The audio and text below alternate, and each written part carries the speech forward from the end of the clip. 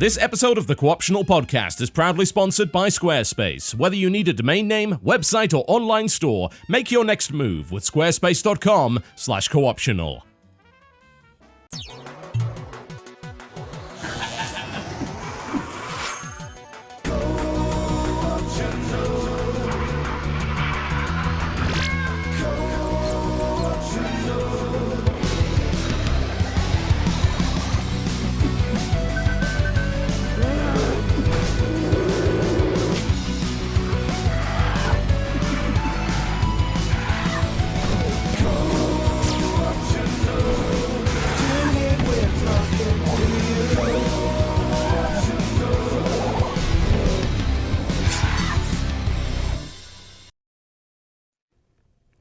Welcome to, finally, Hello. Okay. Finally, the Co-optional Podcast.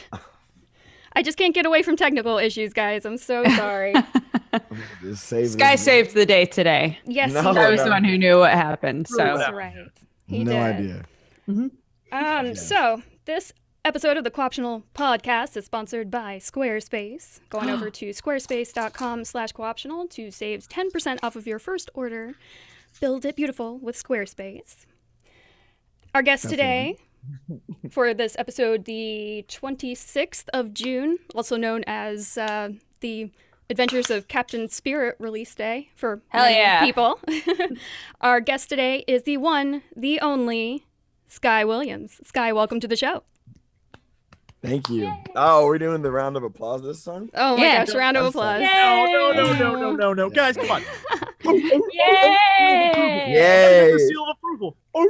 Seal of approval. Well, I definitely do not deserve a round of applause, but thank you for trying. You do. You showed up and you stuck with us. All the bear emotes in the chat. I woke up. I did.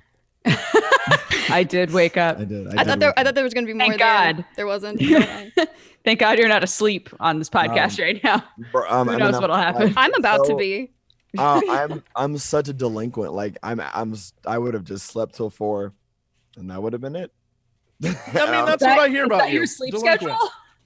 Oh sleep yeah. Till 4, stay up all night. Oh, I I leaned right into depression. I was like, all right, we're gonna sleep in. Let's eat. Wear Just sweats. always sleep. Oh, just like when Got I'm it. asleep. Oh, sleep is so good. Let's talk about Welcome to the Sleepcast, where we talk about sleep and eventually fall asleep. Oh yes. Yes. It's been a while, Sky. It's been a while since you've been on, isn't it?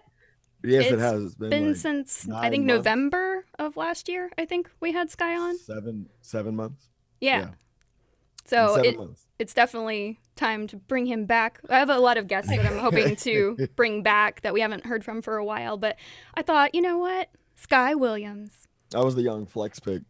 I don't know what that means. I think that I was like, I was gonna be on a show in the future, but Genna had said that she wanted someone to come through like earlier because she didn't have a really solid guest this show. So I was like, well, I'll do anything you want. So I'll do anything what do you need? I was like, unconditionally yes. Like, you need goofs? I can bring goofs. What do you need? Just give me time to wake up and I'll be good. I'm still waking up. I will be fully up at like 1. 1 my time. Yeah, the whole situation with this was that obviously E3 just finished, and also VidCon was happening. And so a lot of the people that I had approached to guest on the show this week, they were like, oh, I just got back from VidCon like last night. So that's fair. Yeah. And I was just like, I wonder if Sky went to VidCon. But even if he did, at least he's kind of still in the area-ish. Oh, I would do it no matter what. But no, I didn't go to VidCon. I haven't been to VidCon in 3 years. I've never been to VidCon. I've never been to VidCon. How about you, Justin? Y'all aren't missing. I went one time. And was it the first year? It wasn't the first year. It was okay. a year. And all I know is it was Look, it might be different now. It might be different now. It might not be Tween Fest, but really? It was Tween Fest when we went. Isn't it Hank's thing? Hank does it, right? He sold it. but he's still very involved. Yeah. It's owned by Viacom now, something weird like that. Wait, Hank sold it? When it happened? Yeah. VidCon. When did that happen? Owned Make by- your money, Hank. Okay, Hank. That's the whole thing. If you're the ideas man, make something. Owned by Viacom. Yep. Let it be a little bit successful. Sell it. VidCon Money. is- Profit. VidCon's not. You know what VidCon is now? Let's From go, what I've seen, Hank. VidCon is literally just people trying to sell young tweens their shit to like help them grow. As far as I can tell, it's like, are you trying to make it big on YouTube? Come see panels. Come buy our products. But Hank made it big though. We should celebrate. When I went a few years ago, it was entirely about the signings. That's why, like, every year when there are signing problems, like a bunch of people didn't get through the line, or, you know, people bought tickets for whatever and didn't get to actually, any problems like that are such a huge deal with VidCon, because literally people are just like, all I want to do is show up, get my shit signed by my favorite person, and then leave. Oh, that's so I don't know if sad. that's the case anymore. I don't know if that's Maybe the not. case. Maybe that's what I'm saying. It might be totally different now. But when I was going, that's what it was like. It looks like a lot of creators are really finding their stride with their audience, and it's growing exponentially. I might go one year, but it did seem kind of overwhelming. But I mean, still though, I'm like coming down from the high that Hank sold it, so I'm just, you know. Do you want to go ask him to like borrow some money or something right now? Because I feel not at all. Hank to me is like one of my 7 gods on Twitter. He's one of the 7. Number 2, 7 gods of Twitter. Yeah, all 7 hit me. Okay, so the Messiah, the Messiah, my king of Twitter is pretty much any bear. That's not a person. Just say it. I was not finished. Hold on, I'm gonna look up at any bear and see if that's actually a person. Any bear must be a person. The mountain from Game of Thrones would be my current number 1. Oh wait, what am I saying? Ben Brode. I'm so stupid. Hello, yeah, like that dad. Are you kidding me? Jack's Films is amazing. I think that his Twitter is great. It's literally like, who are your top 7 and why are they all X special? Oh, I just worship so many people on Twitter. Any bear is Vernon Brewer. Oh my God. Okay. And his last tweet was September 26, 2011. What does it say? And it says, and I quote, is the text hashtag mightier than the sword yet? That's what he wrote. Oh, classic Vernon. Classic Vernon. Classic Vernon. Wow. Yep. Just like we remember from 2011. He didn't know he was going to be so popular. Another right great now. one. April 20th, 2010. Happy 420. That's a good one. Ooh. We're getting a snapshot of who this person is. Oh my! Hold on. 1, 2, 3, 4, 5, 6, 7, 8, 9, 10. There are only 10. Like the 10 Commandments. There are only 10 tweets. Oh my God! Mind blown. Any bear is Moses. Any bear. I'm going. Here's another one. My air conditioning on. Hold on. Oh my gosh! All right, and now here's another one. I'm beginning to think there may be something to this Chupacabra thing. This guy's great. And at any bear. Here's another one. Korea. What do we do? Peace be one. That's right. I said it first. Hank, coming up. And now I'm going to nosedive like this entire community. The entire Twitter discussion and let you guys know that I changed TB's Twitter profile. You can hate at me all you want, but I thought it was his old profile wasn't like any kind of. What happened when I left? I was just telling people that I've changed John's Twitter profile. It makes sense. Because it wasn't updated, I guess. So yeah. I changed it. You guys can fight me on the Christopher Nolan Batman quote. That's fine. But I liked it. Why would anyone fight you? This makes no sense. Oh, you'd be surprised. The amount of people who rage at me for like tweeting them like chrono deals for like the games that John actually liked. Like I haven't tweeted a chrono deal in probably about 7 days because there hasn't been anything on that he would have liked or that he would have, wanted to push out to people. But it's just like, guys, I'm just trying to save you money. is like Valve also responsible for the Steam sale in that way? How dare you notify us of games on our wish list that we could buy on sale? What? Yeah, but complaining about things is actually a great way to get attention. So I definitely I don't blame them. I complain about shit all the time. Hey, guys. Yes. While we talk about this, in the words of at Any Bear. Oh no! I knew it. Where will you be when man sets foot on Mars? Think about that. That's deep. I will think about that. At Any Bear is only 10 tweets, y'all. He made only 10 tweets and then was gone. This is my new 10 commandments. This is it. This is my religion is based off of these great things. Like, we need to add another rock to our collection of one. It's on a physically. Oh, that is deep. What does that mean, man? What's that mean? Scholars will think about it for centuries to come. We need to call Deepak. We need to get, him like his own book deal, like right now. Any Bear. At Any Bear Motivationals. At Any Bear is my new. You were right, you were right. Sky, you were right. You were totally right.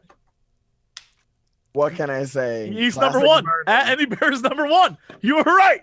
You've convinced me. I am number one. I am on board this train with you. I will go to church with you on Sundays now and praise at Any Bear. Like, Any Bear. Oh my God. I would love to go to a black church about Any Bear. That'd be tight.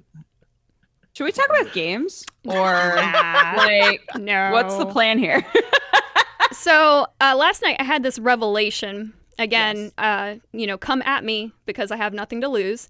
But I've decided that where are we starting today? We're going with the changes, the radical changes that I've decided to make to the Co-optional podcast without consulting anyone. I made an executive decision without consulting the other two hosts. If it's about the release list, then it is about the release list. It's gone. Okay, so we'll talk about releases as in, like, for example, The Adventures of Captain Spirit is released today. Why? It's a pretty significant game that I can pretty much guarantee you someone in this show will play. I will play it. I know that for a fact. If the other hosts have a game that they are playing or that, they know is coming up very soon, sure, we can talk about it. But I'm tired of this whole... Let's go to Steam and look at all of the games, like all 1 million that came out this week, and let's scrape the bottom of the barrel and find maybe 1 or 2 funny descriptors. It's just turned into a big goof fest. It's not actually. No, it isn't. And I like the goof fest, but we can have goof fest about other things. I feel like we're doing more goof just fest. now. Yeah. #AnyBear. #AnyBear. And wouldn't you guys rather have #AnyBear than talk about this one game? You should definitely not I definitely understand how territorial and standoffish fans can be, especially stans of John. But I think that you definitely should not get you can't let anybody's words affect you at this point. Like, I'm not. Gone. So if gone. If you change something. You gotta drop that shit like Beyonce. You can't do any. You gotta just go. You gotta just drop it, make your changes, and be like, "That's it." If you don't like it, see ya. Yeah. Reason 1 was really because we were scraping the bottom of the barrel. It seemed. Reason 2 is I actually looked at the analytics, and it showed that I think over 60% of the people who watch the show tune out once we get to the releases section. For sure. So that's a pretty big indicator to me that most of the audience doesn't really hang on for that. Most of the people just probably left their browser window open and walked away. What do we do instead? Instead, I'd like to bring back something that we used to do on the TGS podcast called Host Topics. And so when we have a guest, they actually get to pick the topic and we discuss it, basically. But also, keep in mind that this podcast was trimmed down from 3 hours to 2 hours. So my idea is we'll do our welcome and our initial banter, which we have just completed. Then we'll go into some news topics and talk about games that we have been playing or games that we are looking forward to playing or are currently playing now. And sure, if we happen to find this diamond in the rough indie game that, maybe we should bring to your attention, then we'll bring it to your attention. You scheduled banter. That is very funny. Well, it always happens. So it does. We did banter. Check. Okay. Banter. Well, it's your show. I'm just here to talk about anything. Sky, what have you been playing? We have to do news first, Brock. What? Yeah, bro. News. Oh, then are we games. swapping them too? Okay, we'll do. What news did first, he? news first. Did he actually do it the other way? Why would you? We do always that? talked about the games we Whoa, played. whoa, Wait, whoa, is it? whoa, Are we whoa. doing? Wow. Wait, hold on. Yes, Hold on. Jesse, I swear to God. All right, Hold on. Jesse, go for it. Hold on. What? God damn. You need to understand, times change. And as at Any Bear once said, I'm leaving. I'm out of here. let them evolve, Charlie. They have a long way to go, and I'm exhausted. The prophet has spoken. I apologize that I did not allow adequate enough time for banter at the beginning of this show. The banter will now commence until Jesse Cox says no. I want to just go to where you are and inflict pain.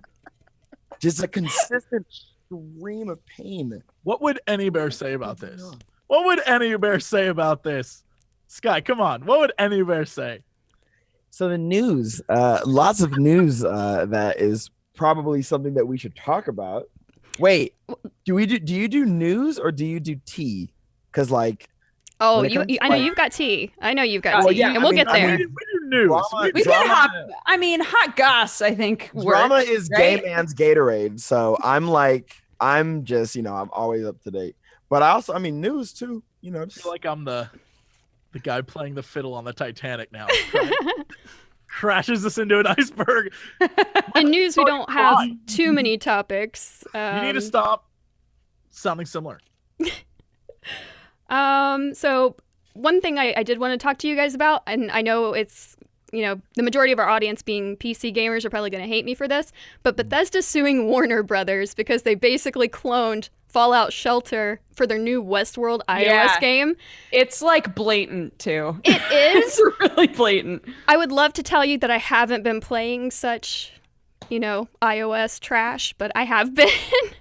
I've not been paying any money, but I have been playing this game, and it is such a blatant ripoff of Fallout Shelter. It has its own little, interesting things that follow along with the show if you happen to watch the show Westworld, which I do. But the big key in the case for me was that Bethesda's like, in the original Fallout Shelter, we had this bug, and we fixed it.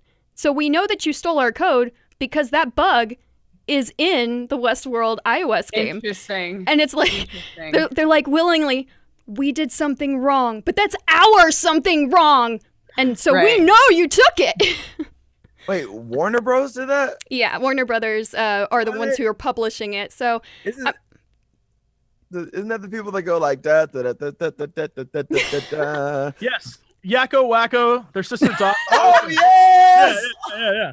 Right? What? No, don't steal. I mean, Warner Brothers has also brought you glamorous iOS titles such as the Harry Potter child strangling simulator, as Right. people will Yes, remember that's not from. I do remember that Yeah. was a very recent. That was very recent. It's Yeah. basically a tap game. And so is this. So is Shelter, except Shelter actually has combat, which makes it cool. Shelter. Okay, so Sam's actually been playing Shelter on the Switch. They've added so much to that game since when it first came out. I've been Yeah. watching him play it, and I'm like, you couldn't go to, like, when it first came out, you couldn't go to bases with your explorers and stuff, could you? I don't remember that being a thing. Send people to go do stuff. I don't know that Yeah. you can. Yeah, Can but you you could. physically There go- wasn't like a dungeon crawly sort of element to it. I don't think so. Yeah, that's a thing now, which was super bizarre. I was like, Ooh, a what the mongoose fuck is this in game? this game? What? I've never seen this. Are you just a mongoose? Is that a bear? What game are you talking about? What is Shelter. Are you looking at? Oh, you're looking at Shelter, the PC game where you are an animal. That Yeah. game's actually good. Shelter is actually pretty Oh. legit. Did you Shelter remember? on- Did you pretty play funny. Shelter, on Brooke? Steam. You're Yeah, we're talking about iOS, which is why this conversation shouldn't even be happening. God, I was like, you just get to Fallout play as a Fallout bear? Fallout Shelter. Okay. No, it's not. Okay. But no, literally, God. Shelter's actually pretty good on PC. Who knew that bears were going to permeate this podcast so deeply today? I just Not didn't. fair. I didn't realize. Where? Not fair at all. That's the dirtiest thing I've ever heard a mother say ever. Just kidding. Speaking of Fallout, Fallout 4 mods, there's this amazing mod that is trying to make it like Fallout 76 already. So it's called Fallout 4-76, and so they remove all the NPCs. Okay. 95% of the rural folk, 80% in the towns and the cities, and in their place spawn human griefers that hurl abuse and then try to shoot you. Because that's what happens when a single-player game becomes an MMO like that, right? Right, because all of the humans are going to be played by other people, so Right. obviously, right, got it. And then the mod will hurl nukes at you just whenever it wants to. And a lot of times you won't get a lot of warning. So Okay. they are literally creating 76 via a mod already, working on it in Fallout, which I thought was kind of hilarious because it's just like hurling abuse. They literally coded and modded for hurling abuse because that's what's going to happen when you open up the game to multiplayer. Right, trying to simulate what it'll be like. So Indeed. I'm embarrassed to say that I, out of all the franchises, I don't really play much of Fallout. I just watch my friend play it. but this I've one is never weird. really played a Fallout It's a game side aside from scroller? Shelter. Have you guys ever played Pac-Man for the Super Nintendo? Pac-Man 2? I played Mrs. Pac-Man back on my Sega Genesis. All right, Yeah. so get this. Pac-Man, the first game obviously is what we all know is Pac-Man going around in a circle, paying his bills and eating ghosts and shit. But Pac-Man 2 was a side-scroller adventure game where Right. Pac-Man would just walk, and your job is to shoot things to piss him off or to make him interact with it. And so I'm looking at Fallout Shelter, and my ignorant mind, it looks like obviously a way better version of that side-scroll aspect, but it kind of looks similar to that. I don't really know how it plays, though. Is it always 2D like this? It is a 2D game, but it's like a shelter management game. So you're like a god force that's like managing all of the people that are inside of a shelter. Oh my god, that sounds amazing! Okay, what's Oh, the wow, Bethesda's rip or what's the Warner rip? Let me see. The Westworld game, the Westworld iOS game. All right, let me just go ahead and oh wow. Yeah, Oh. so like you can just tell by the body shape, the head shape. They're the but same. Oh, I have to just click off actually. I'm gonna exit. Oh. That's not good. Don't get caught like that. some of the dev team for Shelter did work on the Westworld game. Warner Brothers is obviously the publisher and collaborator. So Right. it's mostly just about looking back and saying you can't take bits of a code that we paid you to produce for Shelter and just reskin it for Westworld. Right. Especially if Jesse, you're gonna why do you skin look bugs. so horrified? Did he just reach the end of Any Bear's tweets? And Any is bear just appalled? followed him back. I googled Pac-Man 2: The New Adventures, and it is Hey! straight up the craziest effing thing I've ever seen. Can you believe that was Pac-Man's take on a fucking sequel? Like, it has nothing to do with the original game, and it's scary, and it's like, I mean, it's a wild game. Yeah, The it only very thing much is crazier than weird. that is Faceball. Faceball for SNES should be never made. That shit's scary. But yeah, Oh my gosh, this is so scary. I'm actually gonna Right? I'm gonna let the audience see this because this is Why the this hell, is pretty like- ridiculous. hello. Why would you do that? I'm gonna This is scary. start everyone. Here's a link to, if you don't even start the video, just pause the video at 25:45. That's the scariest scene I've ever seen in a video game ever. And that's Pac-Man, bruh. Can you believe that? Pac-Man 2. That nigga took a directional shift that I have never seen in my entire life. How do you go from eating pellets to like a platform game? That's crazy. Like, Look at this screen. That screen is terrifying. and they call it Pac-Man 2. I need you to know that is not a spin-off. That's not Pac-Man goes to the store to get milk. No. although I think that happens in this, I've been Yes, it looking- does. I've been- The first quest that you do is Miss Pac-Man. She's like mad at you because you didn't get milk, and now you got to go get milk. So to get milk, you have to walk over to the right where the cow is, and you got to shoot the cow with your slingshot. When it reacts, you shoot a bottle that's hanging on like this fence post, and then he takes the milk and he goes and gives it to baby Pac-Man. And then later there on, are two pack children in this. Yes. Pac-Mans. Yeah, they're Pac-Mans. Pac-Man. I don't even Pac-Mans. Yeah, there are two. You're right. Pack men and pack women. Thank you very much. Pack people. I'm gonna take my Right. vitamin. Pack people. Packers. Ah, yes. Mm. That's why they look like Ooh. cheese. Yeah, Yeah, that's probably the scariest thing I've ever showed to stream ever. Oof. Ugh, I'm not into that. I don't like that. yeah, I'm very sorry. I didn't mean That to. scream's terrifying. I It's not- know it is. That's just what I got like immediately when I think of like a 2D thing where you just are always in this 2D plane. I always think about that game first. It's a curse. I don't want to think about it, but sure. No, Fallouts are all different. For the most part, they were 2.5D, and then the newest one was an FPS, in the vein of like Skyrim, for example. So, What Yeah, is they don't 2.5D? What does that mean? like Diablo. Oh, like isometric. Oh yeah. Yeah. Got it. So, Got it. else in news, if we're ready to move on slightly. Summer Games Done Quick speedrunning marathon is happening now. Started 3 Yo, days I ago. watched. God, what was her name? Some delightful young British woman Yes. play the original Tomb Raider last night and scum the hell out of it. It was great. She was so good. She was just like, and every time she said anything, she's like, "This next section's quite sketchy." And she like did this whole thing where she like would go through walls and stuff. She's like, "Oh, so sketchy that was," and I'm like, "I love you." Yeah, she was great. That's all I saw. I tuned in because I want to see the newest Tomb Raider. Someone's gonna choose that one, but I guess I missed it, and so I went and watched someone play the old Tomb Raider, and it was great. It was so cool.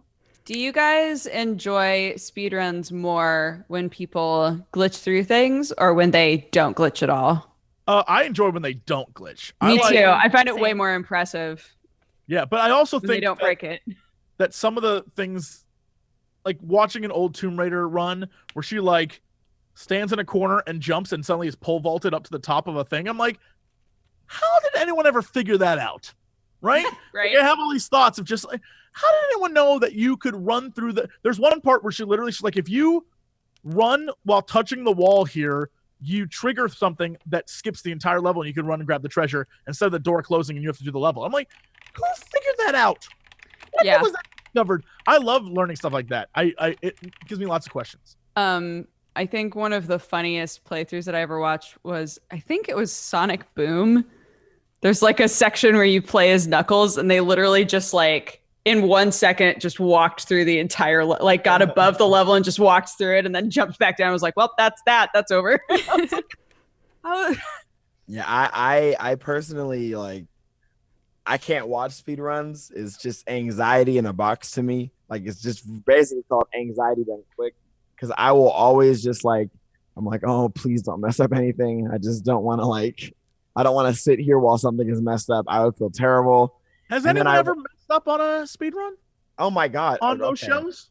Sometimes Yeah. they don't make their like, sometimes they say, you know, I should be able to do it in this amount of time and they don't quite make it. Like they keep fucking up. I think it more comes like what gets ruined on shows like that is the fact that these these people that do these speed runs, they're so good. But I imagine that like I don't really know how big the community is, so sometimes you'll have like an awkward interaction. Yeah. And it's on a lot of cringe comps, and it's like they'll put their hand over, but then it's like, oh wait, that's not appropriate. So I mean, that's the only thing I've seen in one of those things that's like a fail, but in reality, it's just Oh gosh. I don't think I've seen anyone fail. Enter the completely. Gungeon failed a while back, so that was one. I'm trying to think of any others that were like big in a That's way. like kind of a like. It's I a would rogue, never- so like Yeah, it's hard. I'm gonna That run a rogue the like. dude that I don't know. Again, I'm very ignorant to the scene, but do you guys remember that guy that had the Pac-Man records that cheated? You are all about Pac-Man and bears today. Thick. He cheated. I mean, I haven't even gotten to ask Sky his opinion on Smash yet. I mean, we're not even there yet. God. Yeah, you're right. I'm gonna just look down. Oh no. What I did want to mention about the Games Done Quick Speedrunning Marathon, this is their summer edition, and it's raising money for Doctors Without Borders. So it runs for a week. It started 3 days ago, and they just finished raising over $2.25 million for charity. So that was damn! Yeah. So people do watch some of that speedrunning stuff. If you want to check their speedrunning marathon out, their channel is over at twitch.tv/gamesdonequick. And if you go to their website, they have a full schedule of like who is going to be speedrunning what, which is very helpful. 2.25 million. And that was like in the spring, I believe. Someone last night donated $1,000 at a pop. It was just like, I'm a real big fan of Tomb Raider. Here's $1,000. I was like, damn, okay. Yeah, that shit's crazy. That is so great. I'm so happy. That's amazing. It is amazing. First Hank and now donations. Everybody getting money. Okay. But you know, that pales in comparison by the amount that Fortnite earned in just 90 days. $100 million on iOS only. Oof. Well, for this, for the Fortnite, if we do discuss this, I will just look we're down discussing it now. So if you want to say something about it, good for Fortnite. I'm good. For Fortnite. Yeah. Good for kids having something that isn't Minecraft to play. Cool. So side story that has to do with Fortnite. 2 kids from the local high school ROP came by my door and were like selling gift cards and stuff for their group and whatever, and we wound up like having a big conversation. They were asking what I do, and of course they were like, do you play Fortnite? And I was like, no, I'm really bad at those games, so I haven't played Fortnite. And they were like, oh man, gotta, like, it's so obvious that every kid plays Fortnite. I'm too scared, but go on. Sorry, you're right. Dude, when you watch like people who are really high level at Fortnite, it makes you feel like you should never touch that game. Oh my God, that's it. Okay. God, you said it perfectly. The other day, like, I honestly, like, I wanted to play so bad, like, because you know how I'm desperate to stay relevant no matter what. So I was like, all right, so I'm gonna just start with Fortnite. But like, I saw this dude like build shit, and he was building like 80 walls, and I was like, oh no, this is my age. This is it. I can't keep up. And then I just got stressed, and then guns, and I just, so I can't do it. I really want to though. I mean, it spawned Ninja, who, when I watched Ninja on the news, see, everybody was hype about, you know, yes, the Drake thing was tight, cool. Yes, his tournaments are dope. I was the one popping off at the news because when like Ninja was professional, I was like, let's go! Show them! We are not all like, you know, what they think we are. Like, I was so hyped. But the other stuff, the Fortnite stuff, I don't get it. I can't keep up. I'm just old. Yeah. Me either. I feel like I'm so far behind that I'm just like, nope. just their cameras, their cameras are going all over the fucking screen. Right? How do they even know what the fuck is going on? And they're building perfect homes. It's like, I don't even know the point of building. I assume you're building so that you and your significant other, after the game is done, could just be there and chill. I have no idea. Yeah, that's one, Sky. There can be only one. They're building it. Yeah. What? That game is just the opposite of me. I'm a giant bitch. That game makes you fight, and it closes the area. What? No, I want to hide for the whole game and then come out last second and stab someone in the back. That's all, but I can't there. They force me to fight. Fuck that. No, you can look, I've only played 3 times total. The highest I ever got was 2nd, and I feel proud about that. I can be number 2. And I hid. That's the one where I hid, and I just happened to hide where everything shrunk around. And so I fortified a little thing. So when everyone got there, I just killed them all. And it was great. And then I got shot by a guy who was like 1,000 feet in the sky, who like was living on a sky fortress. And I was like, oh, okay, cool. But he deserved that win because that guy was on a sky fortress. But like, I was in the hole. I can't. Right. It's just that, like, it's not just a black thing. I think it's just, it might be. For me, it's so hard for me to be. Where are you going with this? Hold on.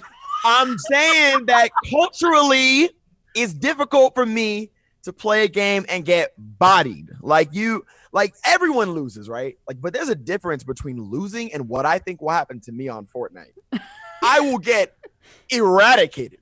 I saw some like emotionally torn to pieces is what you're saying. Yeah, Yeah, I saw some Asian Is streamer. that And what's I'm only making- saying that he's Asian for the color, had nothing to do with, I don't, whatever. He could be whatever. And he shot a gun. It put him over a wall, and he shoots this dude in the head like it was nothing. He's not even excited about it. That was just normal. Are you fucking kidding me? There's no way. Yeah, sometimes when I'm watching those games, a person will shoot like 7 people in a row, like kill 7 people in a row, and I'm like, oh my god, they killed so many people, and they're just carrying on like, yeah, do that all exactly. the And it's fucking nothing. time. And it's nothing to them. I kill one person, I'm near tears, and they just kill 7. Like, yeah, whatever. Totally weak. Could have killed 17. Like, Speaking of causing mental distress, the NHS is now opening their first clinic to help treat gaming disorder. Genna Right. has the best segues. Do I? Aw. Love it. So what do you guys think about this whole World Health Organization basically now saying, oh, gaming addiction, we need to address it? A lot of the articles that I was looking at did have caveats in there where it was like, we don't think that it's gaming addiction on its own. We think that there are other mental situations that can create an addiction, or like situations like that. Is that daddy? That is daddy. Ooh. She shit all over the place. Okay. Oh. Oh, the joy of childhood. Aw. Oh, wow. That's Oh my commitment God, right Dad. there. That is commitment. Yes. Oh my God. How hot is he consistently? He just wants Oh to my die. God. The look on his face was just, I can't do Aw. this. Anyway, sorry. Serious topics here on the Co-optional Podcast, discussing your Yeah. mental health issues and Right. And baby shit. But yeah, a lot of the articles in one way or another were like, we don't think that like gaming is a problem, and we don't think that you can just like suddenly be addicted to games. We think that there's other stuff going on that can create this situation that you might need help with, but you also need to address the other stuff, right? Right. So I felt a little bit like a lot of those articles wound up being kind of clickbaity, They did. and Very much so. And, So- and they're causing like a lot of controversy. People are just coming out of the woodwork and being like, don't you touch my video games. And, Right. what about the children? But the person who opened the clinic basically quoted, the psychiatrist, she's the founder of the clinic, Henrietta Bowden-Jones, said, the clinic will be run by the Central and Northwest London NHS Foundation Trust and will expand its services to other internet addictions in the future. So it's more than just gaming addiction. But Right. her quote was, gaming disorder is finally getting the attention it deserves. And I feel like that's just a bit off-putting that they kind of take that harsh stance that it's that much of a problem. It's super serious now all of a sudden. Right. I mean, there have been clinics that have kind of helped deal with us in certain parts of Asia, but I don't believe I've seen too many here that...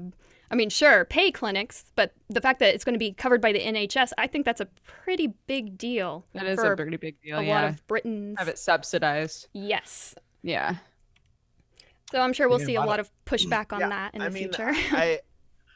I don't know. I think games will definitely provide something different. It's obviously case by case. And when it comes to like gaming disorder, I think you're right about the clickbait. A lot of people are looking at that and immediately being like, gaming disorder, another attack on gaming. Fuck But- you. Yeah. Yeah, but just like you said, like there's obviously more to the article. I personally playing games like save my life. You know what I mean? Like, so it's very hard for me to see it in any light that's negative. Obviously, I have extreme bias, but I do have an addictive personality too. I see a lot more positive in games than negative. So I didn't join the discussion because while I understand that it is clickbaity, I also know that typically people that don't like video games are often very ignorant to the community. It's just like how when you say feminist, people are going to be like, oh, overweight, pink hair. Like that is what everyone tells me that. Like, and I see it online and stuff, but obviously they just have a really bad idea of what a typical feminist might actually look like the real truth about it. So when parents hear gamers, they're like, oh, Cheeto crumbs and delinquents and weed. And that's why I don't engage. You know, if people want to change their opinions and get to know us more, they're going to see that most of our community is a really solid, grounded group of people that just love having fun. So I don't want to debate anybody on Twitter about that shit. I couldn't. No, I think you bring up an interesting point, and that's kind of what I was hoping someone might interject into the conversation, is all of the positive things that gaming can bring to each of us. You know, mental health situations. I myself have anxiety and depression issues. Preach. And certain games have helped me crawl out of whatever hole I've dug myself into somehow, or just fall into. And, you know, helped me be motivated to actually go out. I have agoraphobia issues as well. So a lot of times, I mean, I can't actually tell you I think the last time I left my house was actually to collect my husband's ashes. That's been a month. I haven't left my house. So for some people, maybe that seems normal, but to me, that doesn't seem normal. I can't carry on with my day-to-day life and activities and, you know, be a productive member of society.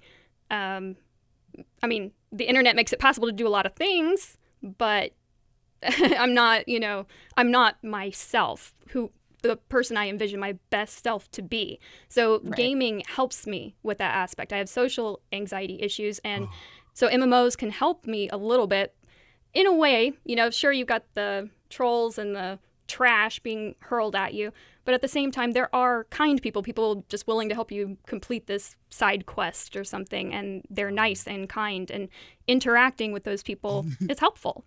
It helps me practice to prepare to be out in the physical world again. So for the World Health Organization and, you know, the NHS to come in and be like, I just don't want them to ever take the broad stroke sense of video games are bad and they can only lead to the demise of everyone's day-to-day activities. Is that and what limit this them. did, though? No, they're talking. The World Health Organization is trying. Basically, they're debating it now to add it and schedule it basically as a disorder in next year. Possible that for some people it could be a disorder. I want right? a disorder. I mean, you can be addicted to alcohol because it causes impairment and slow of brain function. Do those same exact things happen when you play video games? Well, I think addiction isn't just about the effects of a thing. I think it also has to do with the fact that let's say you do suffer from a wide variety of other things and you go to video games as an outlet. There's the possibility that you become too reliant on video games and then it becomes something that it's like your crutch. And that's not healthy either. True. So that, I mean, I definitely think there's some validity to saying, hey, we'll take a look at it. I don't know that I know of information that I can say that it's like, yes, people are really messed up because of video games. But I feel like there definitely is a line where there's some people, just for the record, I've said this story a million times, say it again. Michael Christ, one of my good friends from school way back when, threw a party at his own house, ditched the party to go raid in EverQuest. Let's go. Yep. I was like, wait, that's not good. You're right. it was at his own house. It was his own house. And he vanished. And people were like, Hey, he a real one, though. Salute like, him. He a real one. He didn't throw a LAN party. He just threw a party and ditched. Yeah, he threw a real party at his house, vanished. People thought he was getting laid upstairs. I went upstairs. He's sitting there. He's like, I've been waiting 14 hours for this thing to spawn, and I have to get it. And I was like, why, though? And he's like, Talk to him. Let him know. He knows. don't you understand? And I'm like, I don't. Here's the thing. That was late. That was like late 90s, Jesse. Cut to 10 years later, and I was like, I have to get this loot. So he was on the bandwagon early. But you know, I can understand. And I also think if there is some form of mental health help offered for video games, number one people they should offer to are streamers, because I've never met a group of people in my life who feel so compelled to keep working even when it's against their best interest. They're like, I haven't streamed in 16 hours and I got to stream because I don't stream and I lose all my subs. It's like, yo, that is not a healthy attitude to have. But that's not intrinsically tied to video games. No, but I'm saying, like, if they're gonna If they're going to get on that route, Right. jump over to streamers and like offer real help, because there's some people that I'm like, I've streamed every day for 486 days. It's like, yo, that's not a good thing to be proud of. That's terrible. Like, take a break. Well, right. It definitely depends. I think like, if you're gonna play games every day, you might as well hit that stream, especially if you're making that green. I mean, if I would stream 24 hours a day, I wouldn't sleep. If like somebody just paid me to do it, I mean, like, hey, some people's motivation is money. Like, their addiction comes from just loving money. So they're playing every day, they're damaging their body, but they're getting paid to do it. So is that gaming addiction, or does this person just like to get paid? You know what I mean? Well, I agree, and I think they're connected. I think the idea of researching one should allow for the research of another, and that there's definitely a phenomenon of people in the gaming influencer space that are just like about it. And you don't see that a lot with other types of YouTubers, especially when they're like, this is my once a week vlog that I made, or this is a silly video we made together. There's things that are different. Well, that's because with streaming, you literally go from like, I have this many subscribers, you take a day off, and then you have a lower number, like instantly, right? And like that mentally, for somebody who's more of a workaholic, like that mentality will make you feel like I can't stop. Like, I need to go for longer stretches so that I can, reach more people, and I need to hit different time zones. I'm sorry, I didn't mean to cut you off. It's just is something that I hear all the time, and like I can't help but feel that is like placebo, because here's what's not happening. I know for a fact, like, I mean, because it's not a fact, but I really find it hard to believe that, like, if you skip one day, people are like, nope, that's it. I think that those subs were going to go anyway. And when you stream, you gain more and it evens out, and you get an average that makes up for, the amount of people that have left. I totally agree with you. I think the problem that's not what a lot of people. The descriptor of what you said, Dukes, literally, and I am definitely no drug addict, but like, good preface. It sounds like a drug addiction thing, where it's like you are chasing that, like, you're chasing the high. It's the adrenaline, that you get. Lock me up then. It's the same thing with quest turn-ins and MMOs, and this is why gaming addiction does have a bit of, I guess it is a bit relevant to the term, because you're getting that adrenaline. I completed this. Ooh, I leveled up. It's the same thing with the platform. Sure. I'm even getting excited right now. Right. Well, like the Twitch platform, and I love you guys at Twitch. Please don't ban me, but Too late. Even the Twitch platform encourages you. Like, you've streamed this many hours, this many days. Here's this achievement. You can get these emojis because now you're affiliated or a Twitch partner. Yeah. And the kinds of people that are gravitating towards streaming on Twitch the most, I feel, are people who have never worked as a contract worker before. So they're not used to the whole, I don't have a punch in, punch out. I don't make a certain amount each week. How do I micromanage my life? You need to figure out your own punch in, punch out, and don't let other things come in and intrude upon your day-to-day life and your routine in such a way that it's damaging to yourself and to others. And also, let's be very clear. I think the vast majority of people, and this is I'm just going to paint this swath with a big brush here. I think a vast majority of people, at least from who I've dealt with in my own life, going into YouTube or streaming or whatever, there's a reason mentally why people will subject themselves to all the bullshit that comes with this lifestyle, because they're like, I like when people tell me that I'm doing good on the internet and I make funny videos and that kind, like, absolutely, there's a void that people are filling by creating content. And that's, I think that adds to it. It's just another level of like, okay, I can see how the constant feedback loop of like, oh, I did good, so I'm going to do good again tomorrow. And if I go longer, then I'll do even better. And if I make money, like, you just keep filling like the hole inside you, because you're like, I just want to be good today. Okay, cool. It's a problem. It is a problem. And, full disclosure here, I'm just disclosing information about myself to share with you guys in case you have these issues too. I have to pop an Adderall before I even go on stream because my attention just goes boop, boop, boop, boop. poop. But then at the end, I have to take a Xanax because I am so up here, and I'm also having to drink caffeine, which I don't usually drink at all for dietary reasons. Genna. But I have to bring myself down after a stream, and that sucks. It is technically, in a way, drug abuse. I'm prescribed these things for different reasons, for anxiety disorder and ADHD. But I feel like I'm having to take them in order to even produce the podcast or content in general, and then have to bring myself down in an artificial fashion, I guess I should say.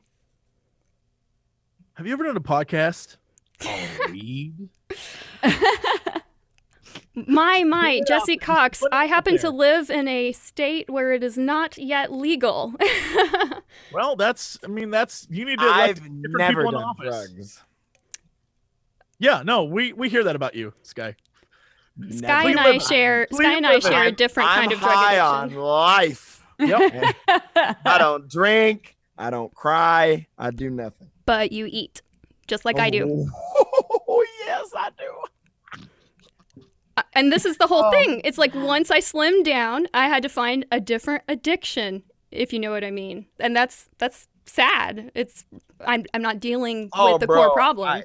When I was at my lowest weight, like it was like a movie. Life was hella good and shit, and then just bad thing after bad thing after bad thing, and then cheesecake doesn't get mad at you. You could just eat it, and there's no stress, there's no drama, there's no betrayal. The cheesecake is just right there for you. That's why I eat. And food is just like, have you ever had the itis? You ever like go to like a buffet and you just eat so much? Or you go to a Korean barbecue. Oh my God, Biscuit Bear at that. Oh God, it was the cutest shit in the world. It was not ready for all that food. He ate it's almost like he just never been to all you can eat. He just, more of this, and he does it in his accent. It's the cutest thing in the world. It was amazing. Oh my God. You're weak to that accent, I can tell. Any accent, it's ridiculous. Any accent? Hold on. If you have a Scottish accent, I'll cut off my arm. It's me. How you doing there? I'm just getting all right. You want to get a little tellywhack? I hate hot. Give him a wristy all day, today. Give him a wristy? A wristy. I learned that's Australian for a hand job. A wristy? Oh, Give him a wristy. Women, or actually anyone that does that. It's not just the wrists. What is going on? Look, I'm not telling you that I made it up because that's my thing.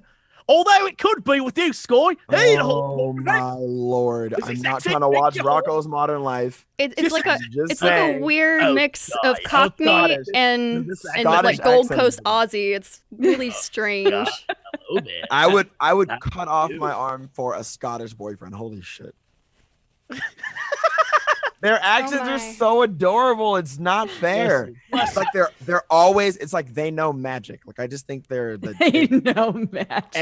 Everyone over there knows magic, and they're all in every game that I played. That's like fantasy adventure. I mean, Hogwarts is in Scotland, so why not? Oh my God! Why wasn't I picked for Hogwarts?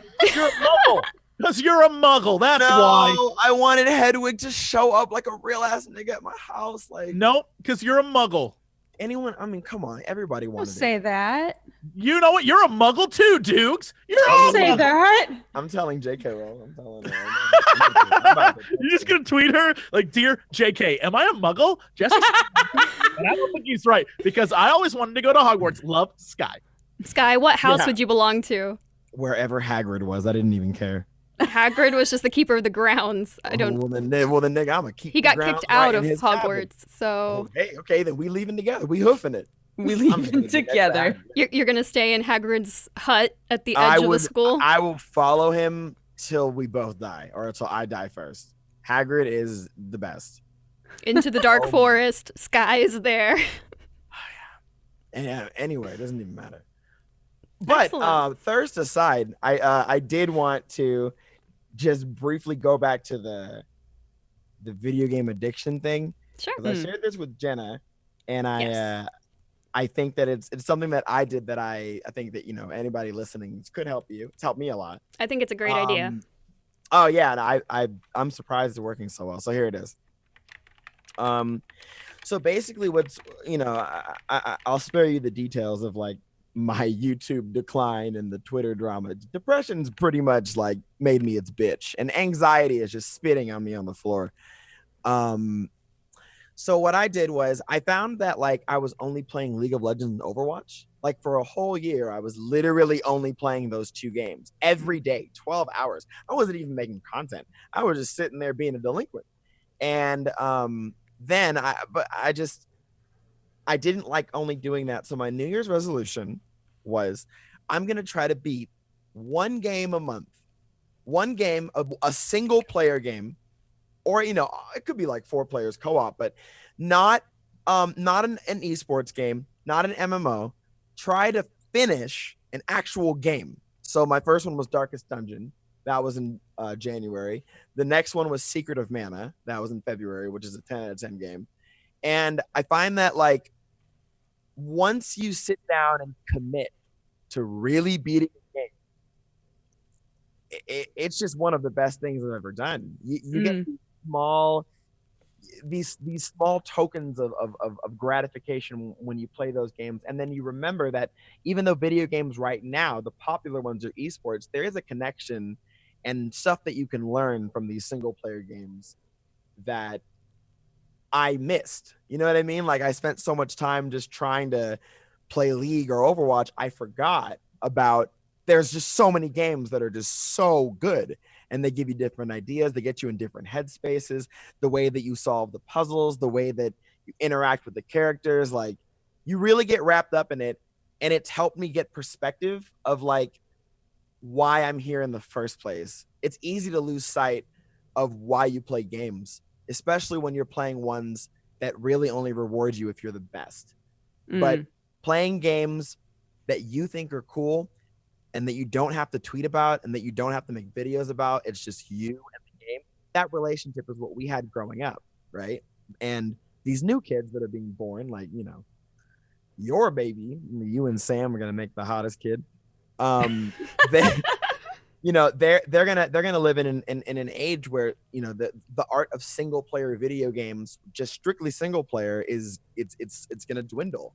So if you're out there right now and you remember growing up, sitting in your room with your N64 or your, you know, Nintendo God Master Race, try it. Try to just beat 1 game a month, just 1. And if you want to up it later on, go ahead. My recommendation, if you haven't already, is to find a way to pick up Secret of Mana. Wait, what am I find a way?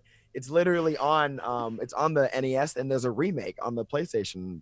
There's on the PS4, right? There's a remake. Yeah, they did that. Play Secret of Mana.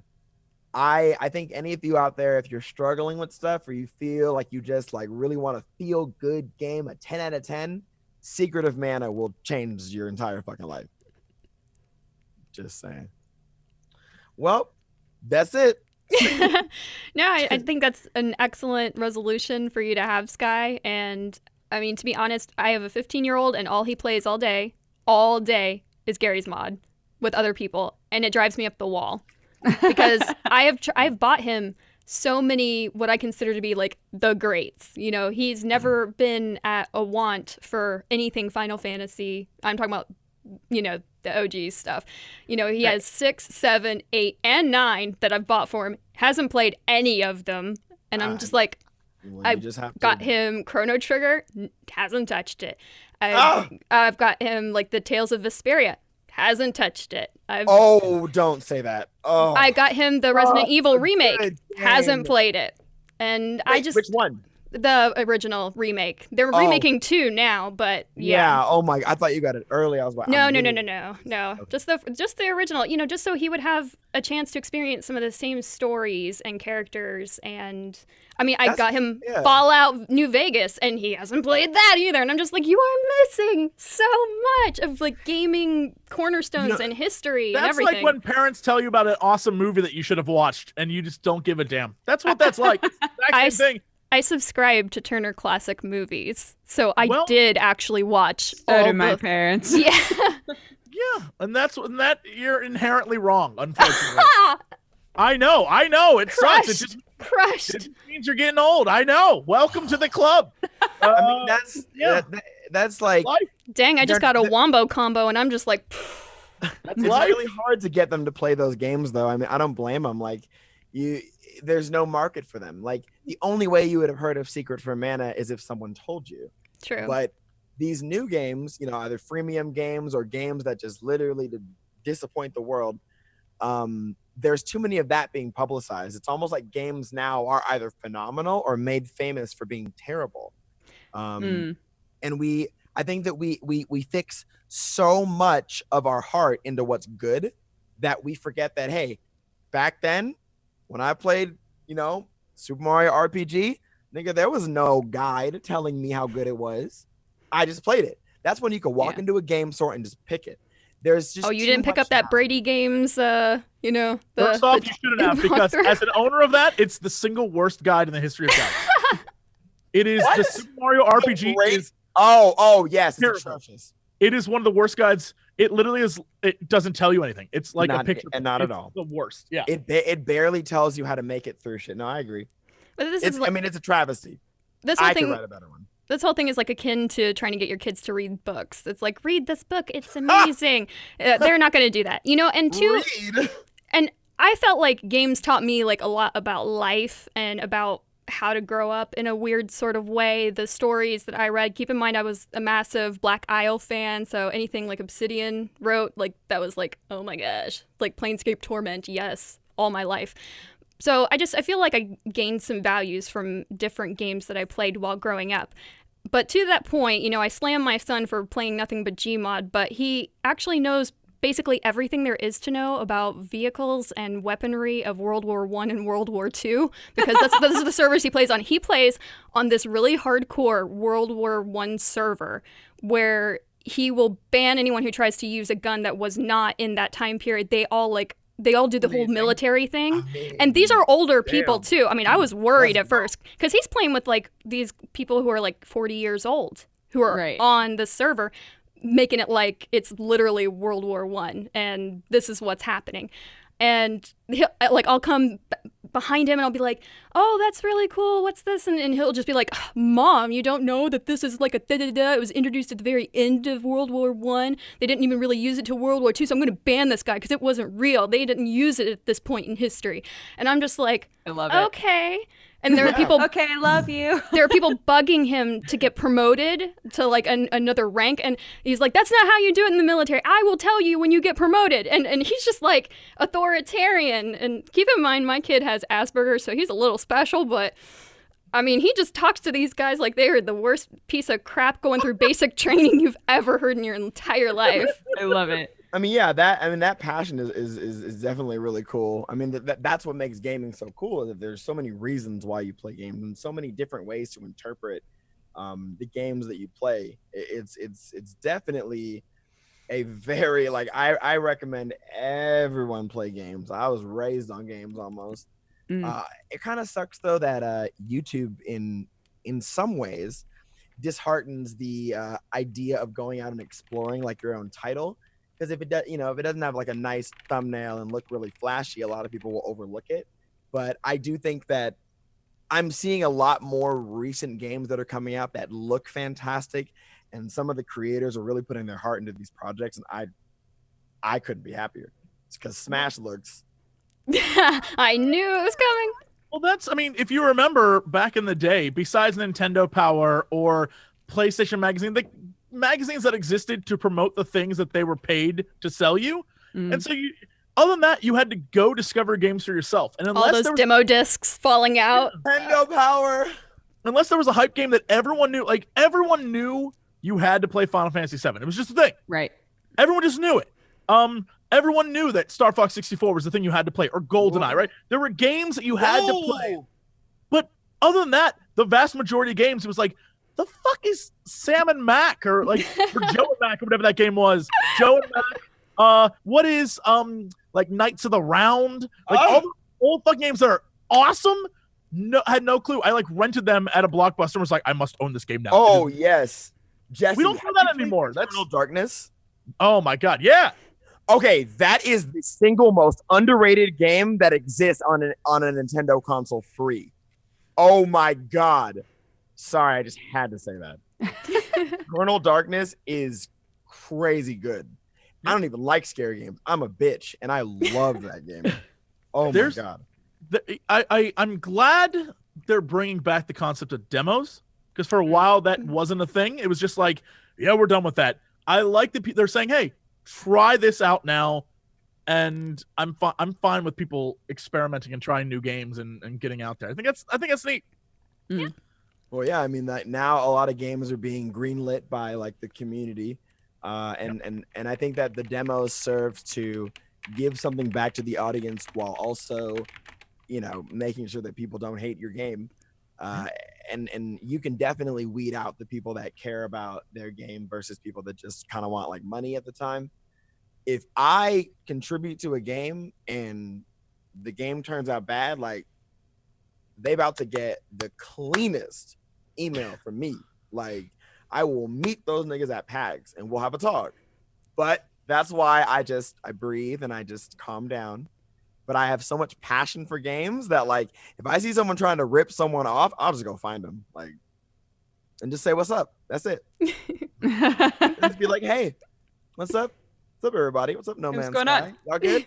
Mighty Number 9. He said it's gonna be the same thing as Mega Man. What's up? What's good? Like, but then obviously, I breathe. Oh God, I'm done. I'm just getting mad at myself. I'm just getting so. I think that's a good time for us to take a break and let you guys watch this ad from the late Genna Bain promoting Squarespace. Save 10% on your first order at squarespace.com/cooptional. We'll be back after the break, and then we'll talk about games that we have been playing or games that we plan to play today, like The Adventures of Captain Spirit, perhaps. Maybe some other stuff. So stick around, and we'll be right back.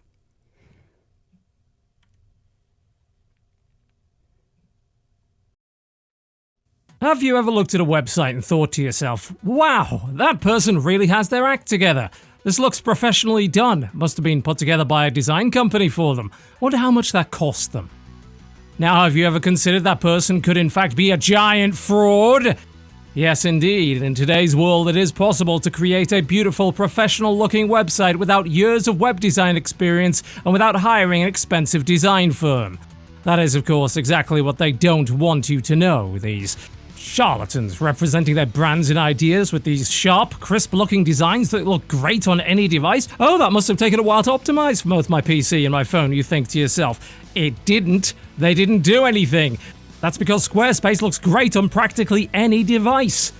These people with the gall to spend their valuable time on their creations and not their website. Oh, you don't believe me? Well, it takes some time to fully open one's mind to the reality that the internet is filled with those who'd rather let someone like Squarespace handle the heavy lifting when it comes to their website. You can take a look for yourself over at squarespace.com/cooptional and get 10% off your first order and a free trial. See how easy it could have been this entire time. Choose from hundreds of beautifully designed templates for any product, service, and idea. Enter your content in just minutes and away you go. Oh, but they must have some expertise, I hear you say. What if something went wrong? Of course, they need some knowledge to fix it. Well, that's where they have you fooled once again. With Squarespace's award-winning 24/7 support, these people don't have to have the first clue about web design or server maintenance. If somehow you break something, Squarespace has people on hand to fix it and let you go about your business, whatever that may be. Blogs, storefronts, portfolios, galleries, and music libraries, all made possible without expertise or design experience, so you can spend your time where it matters. Your new line of meditation aids for dogs. If you can sell it, Squarespace can get you paid, accept payments from all over the world with Stripe, Apple Pay, and PayPal support. You are now in possession of forbidden knowledge. All these incredible-looking websites put together quickly and efficiently thanks to Squarespace, where what you see is what you get. You don't even have to faff around with domain names. Squarespace domains will get you the name you want and handle all the setup in a snap. It all sounds too good to be true. Well, it's not. It's merely a grand conspiracy to make better looking and easier to build websites. If you'd like to be a part of that, then head over to squarespace.com/cooptional for 10% off your first order and a free trial. Be a part of the conspiracy and make it with Squarespace. Welcome back to the Cooptional Podcast. Hope you guys enjoyed our musical break. I hear it was lovely. Aww. Excellent. So games that we are playing or looking forward to play. Thoughts? I mean, I'm not sure how much we can talk about it, but Dodger and I played through Captain Spirit today. Yeah, Oh, it's super cute. already? Oh, I haven't played it yet. I want to. I need to today. It is Must be very nice. cute. And yeah. Do you Story guys? about it. No, do you guys feel like it really sort of fits in with the Life is Strange universe? I mean, obviously the Yes. art style is very similar from what we saw during like the E3 coverage. The answer is yes. It- 100% yes. Yeah, Okay, it definitely feels no like spoilers. yeah, No of course spoilers. not. It feels like it's in the same world, but is doing exactly what I was hoping for, which is like tackling a different sort of family dynamic, different sorts of characters. Right. So yeah, we both enjoyed it. It took us like what 2.5 hours? Something like that, yeah. Yeah, and just to add on to that, what was Sam wearing when you guys played that? Sam wasn't here, unfortunately. Kind of wanted to like Yeah, get like no, an idea no. of what. He wasn't here. Oh, that's part of the game. Just wanted to ask. Not a big deal. Yeah, no, it's okay. No, Sam wasn't Oh, no, around. yeah, I get it. Yeah, no, it's Um, all right. Yeah, oh, no, you know, he wasn't okay, no, involved at all. Just But, always should include that with. yeah, no, I understand. It's important. But with he- game he's reviews. but, yeah. But in We've terms of already games gone that there. I'm playing, Yes. in terms of games that I'm playing, I just got done playing Divinity Original Sin. That was actually It's a great game. Good game. It is. That was The this first month's one, game. right? Mm-hmm. No, I beat both. Oh, okay. Got nice. it. I beat 1 and 2. And like, damn, it. They really went in. They really wanted that game to be good. I think there are some shortcuts I feel like they took near the end of the game that made it seem a little like lacking, kind of like the same Rushed. thing with Cuphead. Like how Cuphead, the first world was amazing, but then it kind of got a little more repetitive. Divinity kind of suffered from the same thing, but I just saw that when they released it on PS3 or PS4, it's like they're doing a whole bunch of new shit. And there's a little dwarf, and his name is Beast, and he has a Scottish accent, and he was my husband, and he's adorable. And I love Now we know him. your motivation for playing. Oh, Just kidding. 100%. Do not think that I played like as soon as I knew that you can have romance with the characters, I bought the game and I played it. There's no other motivation. I am absolutely a thirst monger. But then after I beat that, for the past 2 days, I've been playing a game called Trails in the Sky. I don't know if you guys have ever heard that or heard of the game. It's No. Legend of Heroes, No, Trails in the do Sky. tell us. It is it's a very detailed, intense turn-based RPG that uses tactical elements as well, like in the little like block form. It's very hard. I mean, I have it on Nightmare. I just like hard games, but usually in Nightmare, I think we all play games. Is that the And- Legend of Heroes Trails in the Sky? Yeah. Oh, okay. I'm Sorry, I playing just the wanted to first one. clarify. Oh no, it's okay. I mean, all of us as gamers, we definitely know that sometimes a game's version of Nightmare mode is really not that hard. Like they put Right. like a little more health on something, or maybe you don't get as much recovery items. It's like or a whatever. damage sponge or Yeah, exactly. But in Yeah. this game, it really makes you study. Like you have to make these perfect magical combinations. You got to make sure your characters are in the right way. And I usually breeze through these games. This shit is hard. Like I had one boss. I was like, I'm not gonna be a bitch. I'm about to over level. Like this game ain't gonna get me. But I guess some of the bosses scale. So then like I walked into this boss fight and this big ass dog nigga just killed me in like 2 hits. And I was like, that's just not real. Couldn't be real. So it wasn't real. And I just closed my eyes and watched Golden Girls. Gotcha. Yeah, no, but that game is what I'm currently playing. It is very fun. I like it a lot. Mm. And then my future game is Smash and Mario Tennis. Excellent choices. Yeah, I know a bunch of people who are like addicted to Mario Tennis right now, and I don't. Oh, I mean, I haven't played good. it, but I just don't understand. Oh, it's kind of like you play Harvest Moon at all? Yeah, I love Harvest Moon. Same. There it is though. Like I mean, in reality, Harvest Moon is about some pixelated white kid that goes around and does chores. and he Yeah, I can love marry it. a villager. But that game is tight, right? Like, I married the shit out of Potpourri in the 64 version, the pink hair lady. Oh, nice. That bitch immediately.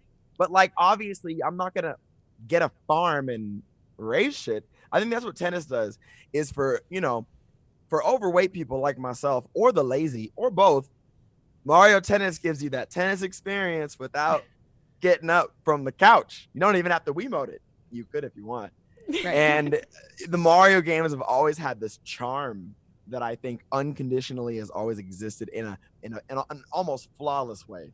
So it's, you just got it. You got to pick it up and try it. Have you tried it yet? I haven't tried it. No, Sam's played a ton of it. Oh, you just have to. Like, there's no other option. I would divorce you if you haven't played it. Damn. Whoa. Yeah. It's Okay. Good to know. Good to know. I've been playing divorce incoming. I've been playing a game that I think at least Brooks played this. Detroit Become Human. Oh! I've been playing the heck out of that. And God, I no wish spoilers because I'm not there yet. Okay. No. I've done a full playthrough, and I have 2 more playthroughs that are more specific that I really want to do just to see what happens. Do you like it? How are you liking it? Fuck, I really loved it. I love this game so far. I don't really play that. Okay, I'm just going to preface this all by saying I rarely play things on console. I played things on console a lot growing up because I didn't have a computer that was, well, 1, I didn't have a computer. 2, I didn't have one that was powerful enough to run the games that I wanted to play. Right. But the only 3 games I've bought on PlayStation in the past, since we've had the PS4, have been Horizon and Monster Hunter World and Detroit. So it has to be a pretty up there game for me to really be like, oh, okay, I'm so tired of hearing everyone else talk about it. Now I want it. Oh yeah. I'm with you. I'm so with you on that for sure. And I love it so far. Yeah. It's so good. See, Detroit was totally so good. It was one of those situations where the fandom was totally what made me want to play it. Because everybody was just like, oh my God, the robots in this game are so adorable. And I was like, fuck. Oh my God, Fine. right? I want some robot children. Fine, I'll play it. Marcus is like the dog from Grey's Anatomy. And I would not stop screaming. As soon as I saw him, I'm like, yes, Dad! Like, you have surgeries. But oh my God, I couldn't. I was over the moon. And oh, go ahead. Oh, do you ever play those with people? Like, do you ever get together and kind of like a movie night? Like, you just have people, No, I know people who with their significant other or with their roommates, they'll just sit on the couch and play story-based games together as a group. Yeah. I've never done anything like that. Oh, it's so fun. I bet that's super fun. You should definitely try it. It's in this game especially. My roommates, they obviously you've played a little bit of it, so you know that there's the girl android. Is it Kara? Kara. Okay, it's Kara. Good. I say her name wrong all the time. But when it came to Kara, my roommates were so disinterested in that storyline, but that's the only one I cared about. I cared so much about that story. Oh my God, right? And I'm trying to explain to them. I'm like almost crying. I'm like, you don't understand. That's just her daughter and she's doing this stuff. And but no, they just want to play the androids and hurt people. So when we would get there, I would make all the decisions. And we kind of saw as the game progressed, who made the decisions that was best for the people. And of course, but since you are obsessed with David Cage, have you finished your playthrough? I know last time we talked, you hadn't finished it yet. I think I'm 3 or 4 levels away from beating it. That's kind of where I feel like I am too. And how on earth have I finished this game before you? That makes no goddamn sense. He went to E3. Yeah, Boo. Streamers can just get a game out in a day and then be done with it. Not streamers with babies. I didn't stream this game. Still. Oh. I have to play a thing and then render it shade. and then upload it and welcome to the world of she has a kid and she still finished first. God bless. You know what? That just means you'll be a great mother. Thank you. Oh, and your kid is going to be child. I really, really enjoyed that game though. Enough that immediately I wanted to play it again. I'm somehow knocking on all the wood, crossing all the fingers. Somehow even though I'm terrible at QTE stuff, everyone's alive. Same. Everything seems Okay, very, all right. very good. Everything seems like smooth as can be. So This is Not my gonna- problem. This is my problem right here. Oh no. Okay. So this is where anxiety and gaming can sometimes Preach! not work out. Yes. Okay. Jenna, preach.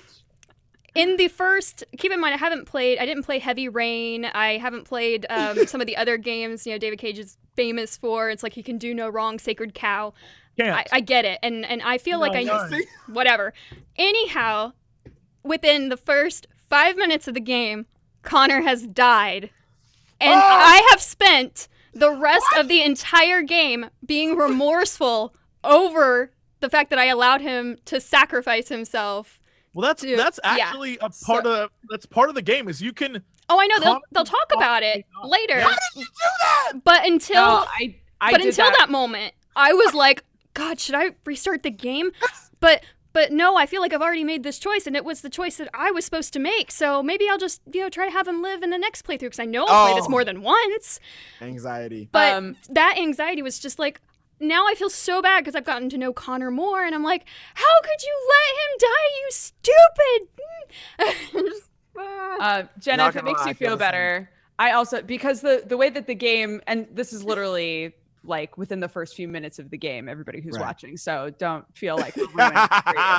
But like it gives you the option like sacrifice yourself in brackets, and I thought that meant like I didn't read that as I'm literally gonna die. Yeah, That's me not how I either. read That's that. not how I read it either. And How so did this say sacrifice It literally yourself? said sacrifice yourself. I know, but it's a hostage situation, right? No. And he's saying, let me finish. He's Okay, saying, I'm not like if you let me escape, I'll just take the girl with me, and then once I'm in like a good place, I'll leave her.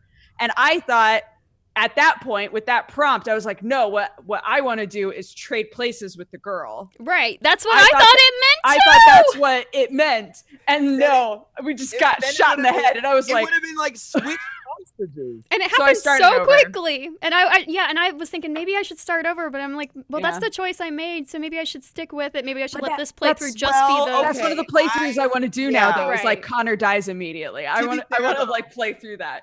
To be fair though, Jenna, just as from someone that I used to have that anxiety really bad, like really bad. Now it's better.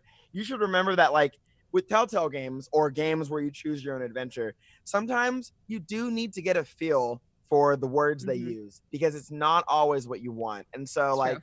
in that case, even though I will fight tooth and nail that he says sacrifice yourself and he's gonna die. But to like just like how I found that to be really obvious, you didn't, and that doesn't make you wrong. No one's right here. So it's if you feel that you should go back and redo it, it's because like it's clear that you didn't think that. I think that you should. I think it's totally fine, especially if it's the first thing. However, don't get halfway and then do it. Then I'll be like, okay, well, no, that's a waste of time at that point. Jesse, It was only because it happened so early on. That's bitch, why I was I'm gonna beating just myself up fight about you. it. Yeah. Jesse and I didn't. All kill right, each other Jesse, last what? night.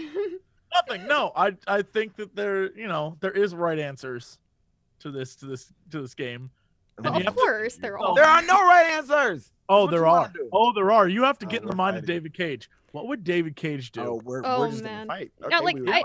I always feel like I was so spoiled by games that had the illusion of choice that now that I'm playing a game where choices actually do matter, that was the problem. It was just jumping off onto the whole, Oh, this yeah. actually does matter. Whoa. If you want choices that don't matter, go play Beyond Two Souls. Oh, Go play the last David Cage game where like there's a lot of stuff, but in the end it doesn't really matter. Go play that one. And yeah, then- Jen, you're talking about you'll the feel- circular thing, Mhm. right? Like how it doesn't matter what you pick, but they just find a way to make it work. Yeah, okay, yeah. Yeah, this one has a lot of multi paths and things that I was talking. I don't remember who I was talking with someone the other day that literally was just like, "You got a scene I didn't even get," and I was like, "Oh, okay." So yeah, the game has a lot in there. Yeah. Oh, yeah, Every a time I lot. complete a stage, that whole map that they show where basically it's Oh, like, here's yeah. the tree. I love that. I love that because I'm like, oh, there's things I didn't, Oh, get. I and- hate that. Yeah. My anxiety will make me I mean, I'm vomit. a completionist, so I want to do all those things, but I like the fact that they lay it out there and tell me exactly what I missed or where I missed it. And that you can just replay a chapter over and over and over Yeah. again. I like that too. I think that would help with more completionist sort of personalities to be able to be like, okay, I need to redo this chapter as many times as it takes, Of course. Were you guys just okay with that though? Like when I I loved saw it, I freaked out. I was like, Oh, I love that shit. I love that. oh stuff. my! I was Initially, I literally- freaked was out. Like, oh my lord! I saw it and I was like, look at everything I missed. I'll never- Jesse and I played a really long visual novel called The Letter, and at the very end of it, we looked at the tree. Oh yeah, because everyone was like, "Look at the tree; it tells you the choices," and we were like, "No, we'll look at the end." Yeah, we don't want to know how many differences there could have been. Oh right. And when we actually looked at it, we were like, what the fuck? There is so much shit that could have happened. By the time you get to the last chapter of that game, the tree, The tree is just like, is insane. And the crazy thing is we made it through with all of our characters living, and even the devs were like, "That's not the real ending, though." It's like, Oh, I know. the Whoa. only way to get the worst real part. ending is for specific characters to die. We don't know which Oh characters my god, those are. that's the worst. No. I'd rather just die. I'd rather be shot. Like that shit. Like, and you know what's worse is at the very tip top of the tree is probably just one little thing, but then like going down, there's all these different endings. If I don't get an ending that's at the top of the tree, I'm canceling all my plans, and the rest of my life is dedicated. Well, that's what the thing was, is all of our characters survived, and then it did that like post credits terrible scene where you're like, "Whoa, this ending sucks." And you're like, "Oh, what's the real ending?" And the devs eventually were just like, "No, the real ending is that you like actual characters have to die, and it has to be like a horror movie." And I'm Yeah, like, the ending we got was horrifying, and we were like, what the fuck? Everyone lived. What the fuck? yeah, no, Oh, when the game ended, it ended with like scary shit happening. no, like when the game ended, it was a happy ending, and then it did like that post credits thing of like, "You totally screwed up. That wasn't the Yeah, real like ending." something Oh. really Something- awful Yeah. happened, like post credits. Something And Then we were I'm like, just fighting the developer. Then I'm gonna just fight the developer. That's it. Yeah. No, they were like, the real ending is you have to do it like a horror movie. Not everyone gets out of the horror movie. And I was like, I can't. Oh no. Okay. Yeah, I want everyone to live and be happy. I consistently watch bloopers of scary movies just to humanize those monsters because I feel so bad for the people that die. Those are my watching scary movies with no special effects or sound effects, like no like ADR or post, is hilarious because it's just people on set and like the monster person. It's like, "Grr, I'm a monster," and everyone's like, Oh my god, really? They're so look Link- those up. Can you link those to me on Twitter, like whenever you Sure, can? sure, Oh my yeah. fuck, I would God. love to see that too. Also, go look up the different like old movies, like Indiana Jones before sound Oh effects. my god, I can't wait for this. I love Oh, Star oh. Wars without sound effects. That's There's- the most amazing thing. There's actually, it was just tweeted out a while ago, Jurassic World. The Jurassic World scene at the end of the movie where the blue pops up in front of all the characters.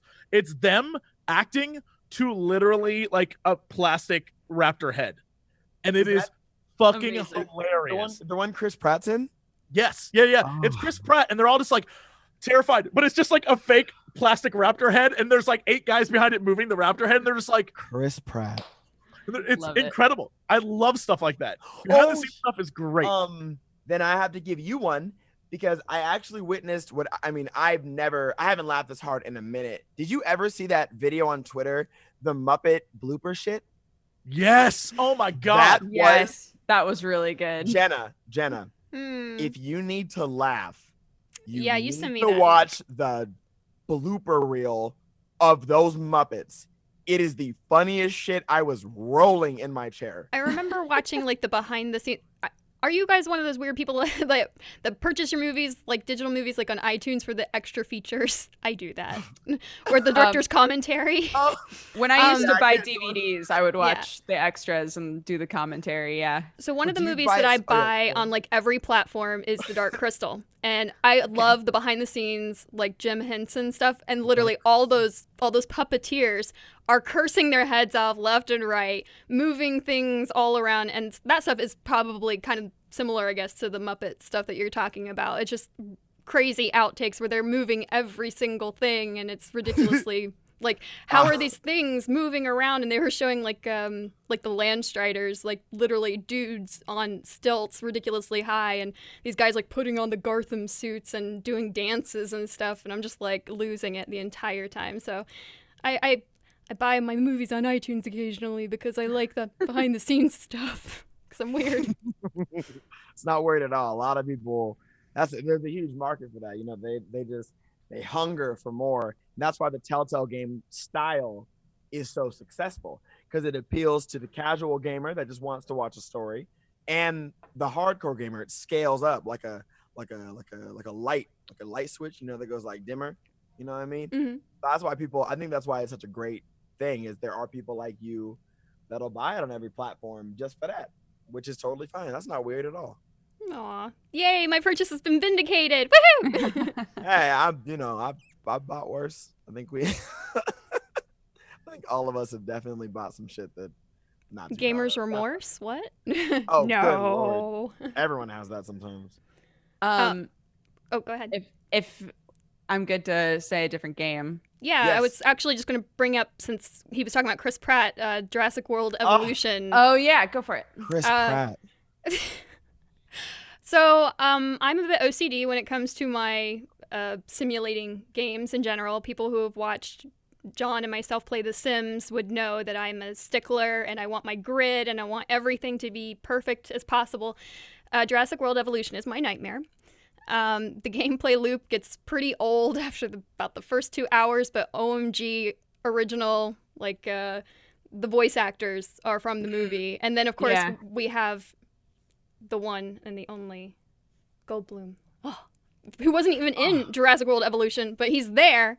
His voice is there in the opening, and so I literally just continue to play just in case his voice comes from somewhere else, telling me about the amazing choices and horrible things I've done.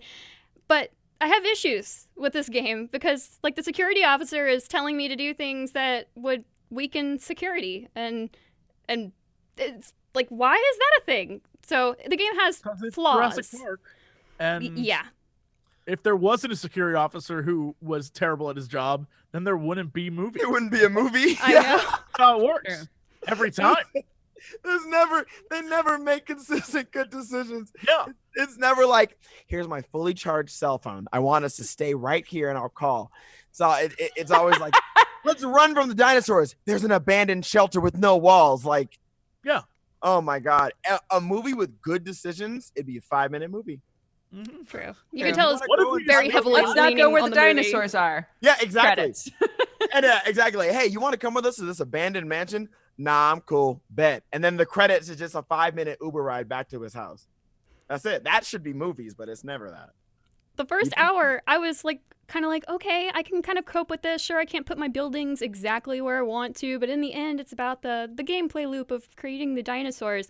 And so I got to a point where I was like, oh, this is okay. I can cope with this. I'm kind of balanced between all three advisors, the entertainment, the science, and security or safety.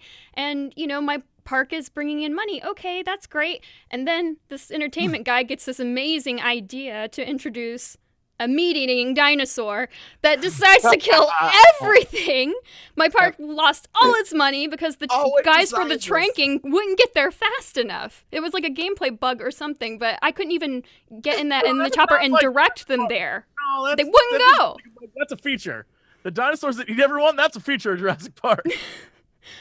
But they weren't eating the humans, they were just eating the other dinosaurs. And I mean, sure, that makes sense because you're supposed to set up a nature feeder finds a for way. them. Come on. Nature did find a way Finds a way. to block my ability to, because they give you an option. It's like you can either dispatch like a helicopter to trank the dinosaur who's causing the trouble, or you can get in the chopper yourself and fly it over there and do it yourself. It wouldn't let me do either one. It was just like, nope, it's not going to happen. It took me to like load a new save to realize it was a bug because Right. I just and Point of order. Hmm. Is there a scene in a Jurassic Park and/or World movie where a T-Rex bites a helicopter? Because that would be awesome. Oh my God. Where he like does it, I don't know. pulls it out of the sky. That'd be Probably. a great scene. So this new movie that you're making now will star Jenna, and she'll be called Good Decision Jane. And Yeah. then Jesse will direct it, and it'll be a 4-minute movie Right. where they're perfect. Here's the whole movie. We fade in to Genna about to get on a plane or a helicopter. And then someone's like, "We're gonna go see the dinosaurs," and then Jenna's like, "Nah, I'm good." Then the helicopter flies. A T-Rex bites it down. Yeah. Yes. Kills everyone, and then Genna shrugs at the camera and goes, "See?" And then the credits just roll. And I that's it. told him. Credits. Perfect. Well, me and that's Dex will collab on the theme music.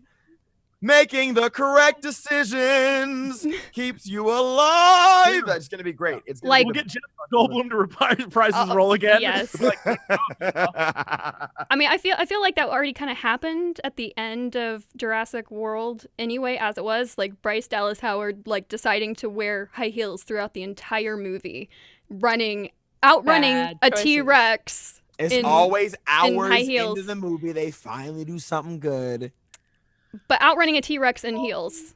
It's Mm. yeah. I mean, Good I don't good know. decisions. I don't know. We don't know. they have Good, tiny maybe. little hands anyway.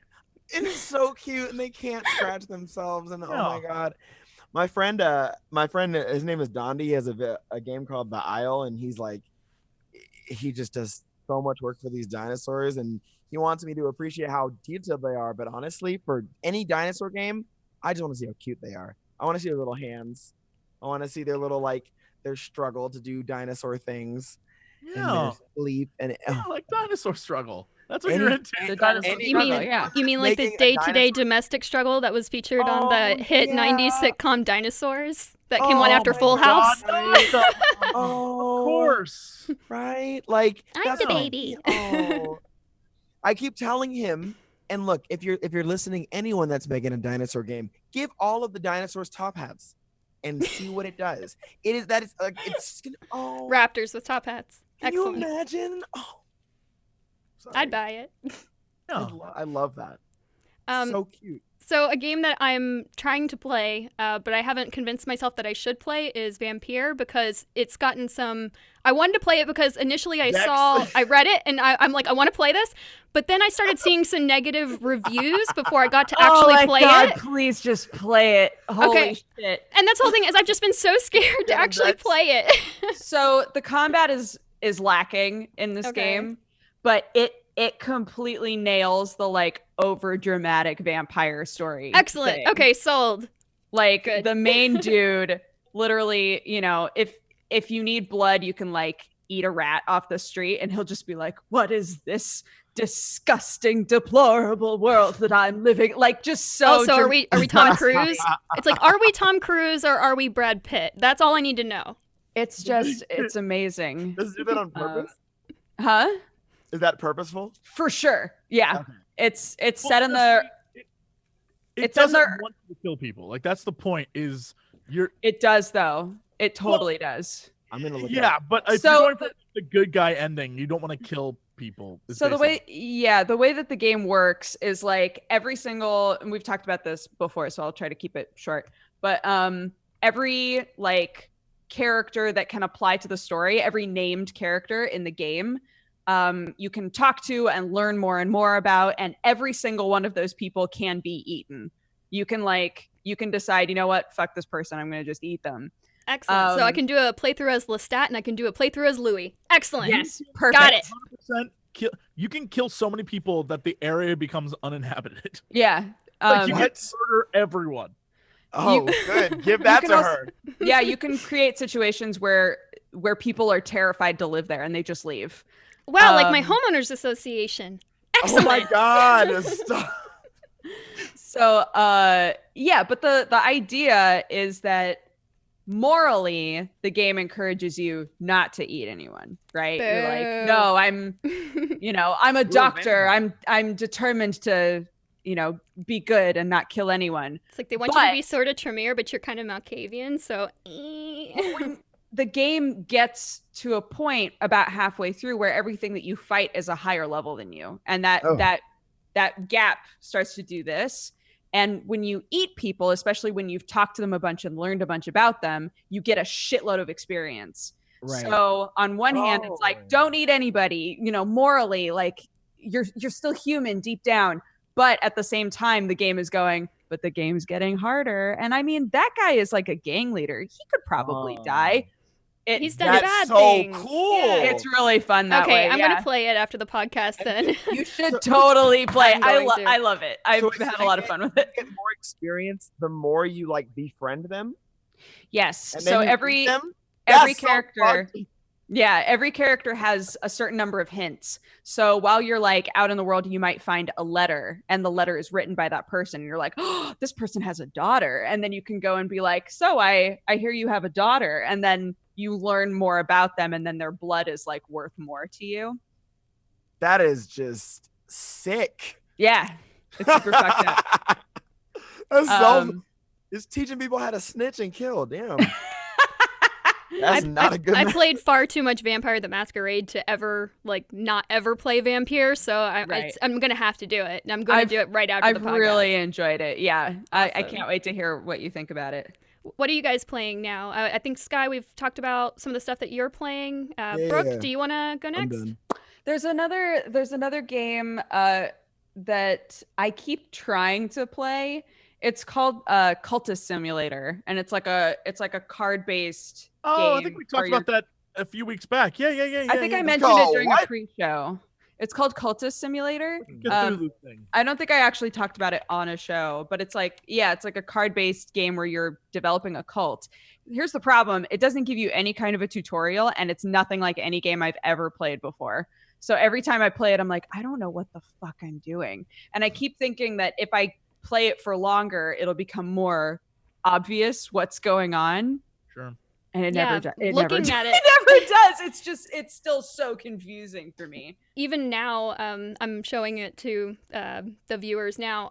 Even just looking at it, I don't know. It's like I see cards and I see buttons, and that's Yeah. So you like I'm each, right there with you. pretty. each type of confusing. button can have specific sorts of cards put in them. So like there's a work one and a dreaming one and a pondering one and like research, and you can research certain types of cards and you can dream about certain types of cards, and then that will develop more cards.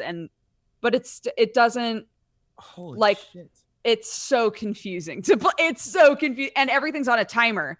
So right. No, that's there's- what I'm my saying. God, That is my anxiety nightmare right there. yeah, there's a pause button, but I still feel like even when I pause, I'm still like, I don't know what's going on.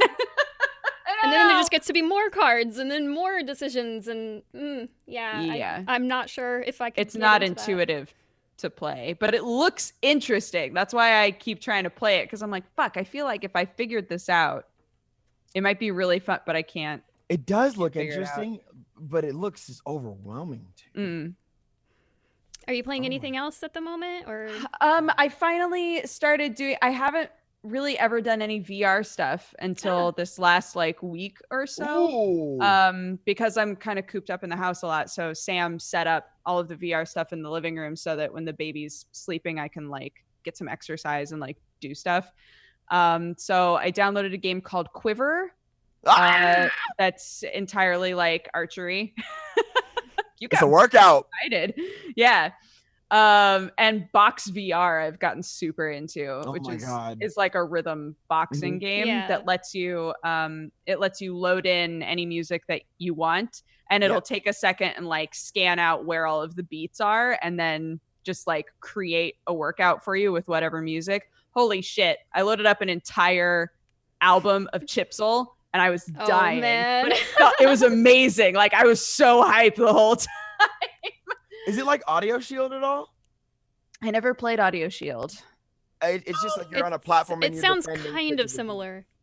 Yeah, it's like jabs and uppercuts and like Oh, that's so cool. Yeah, yeah. it's fun. It's really fun. I And love VR. Beat Saber.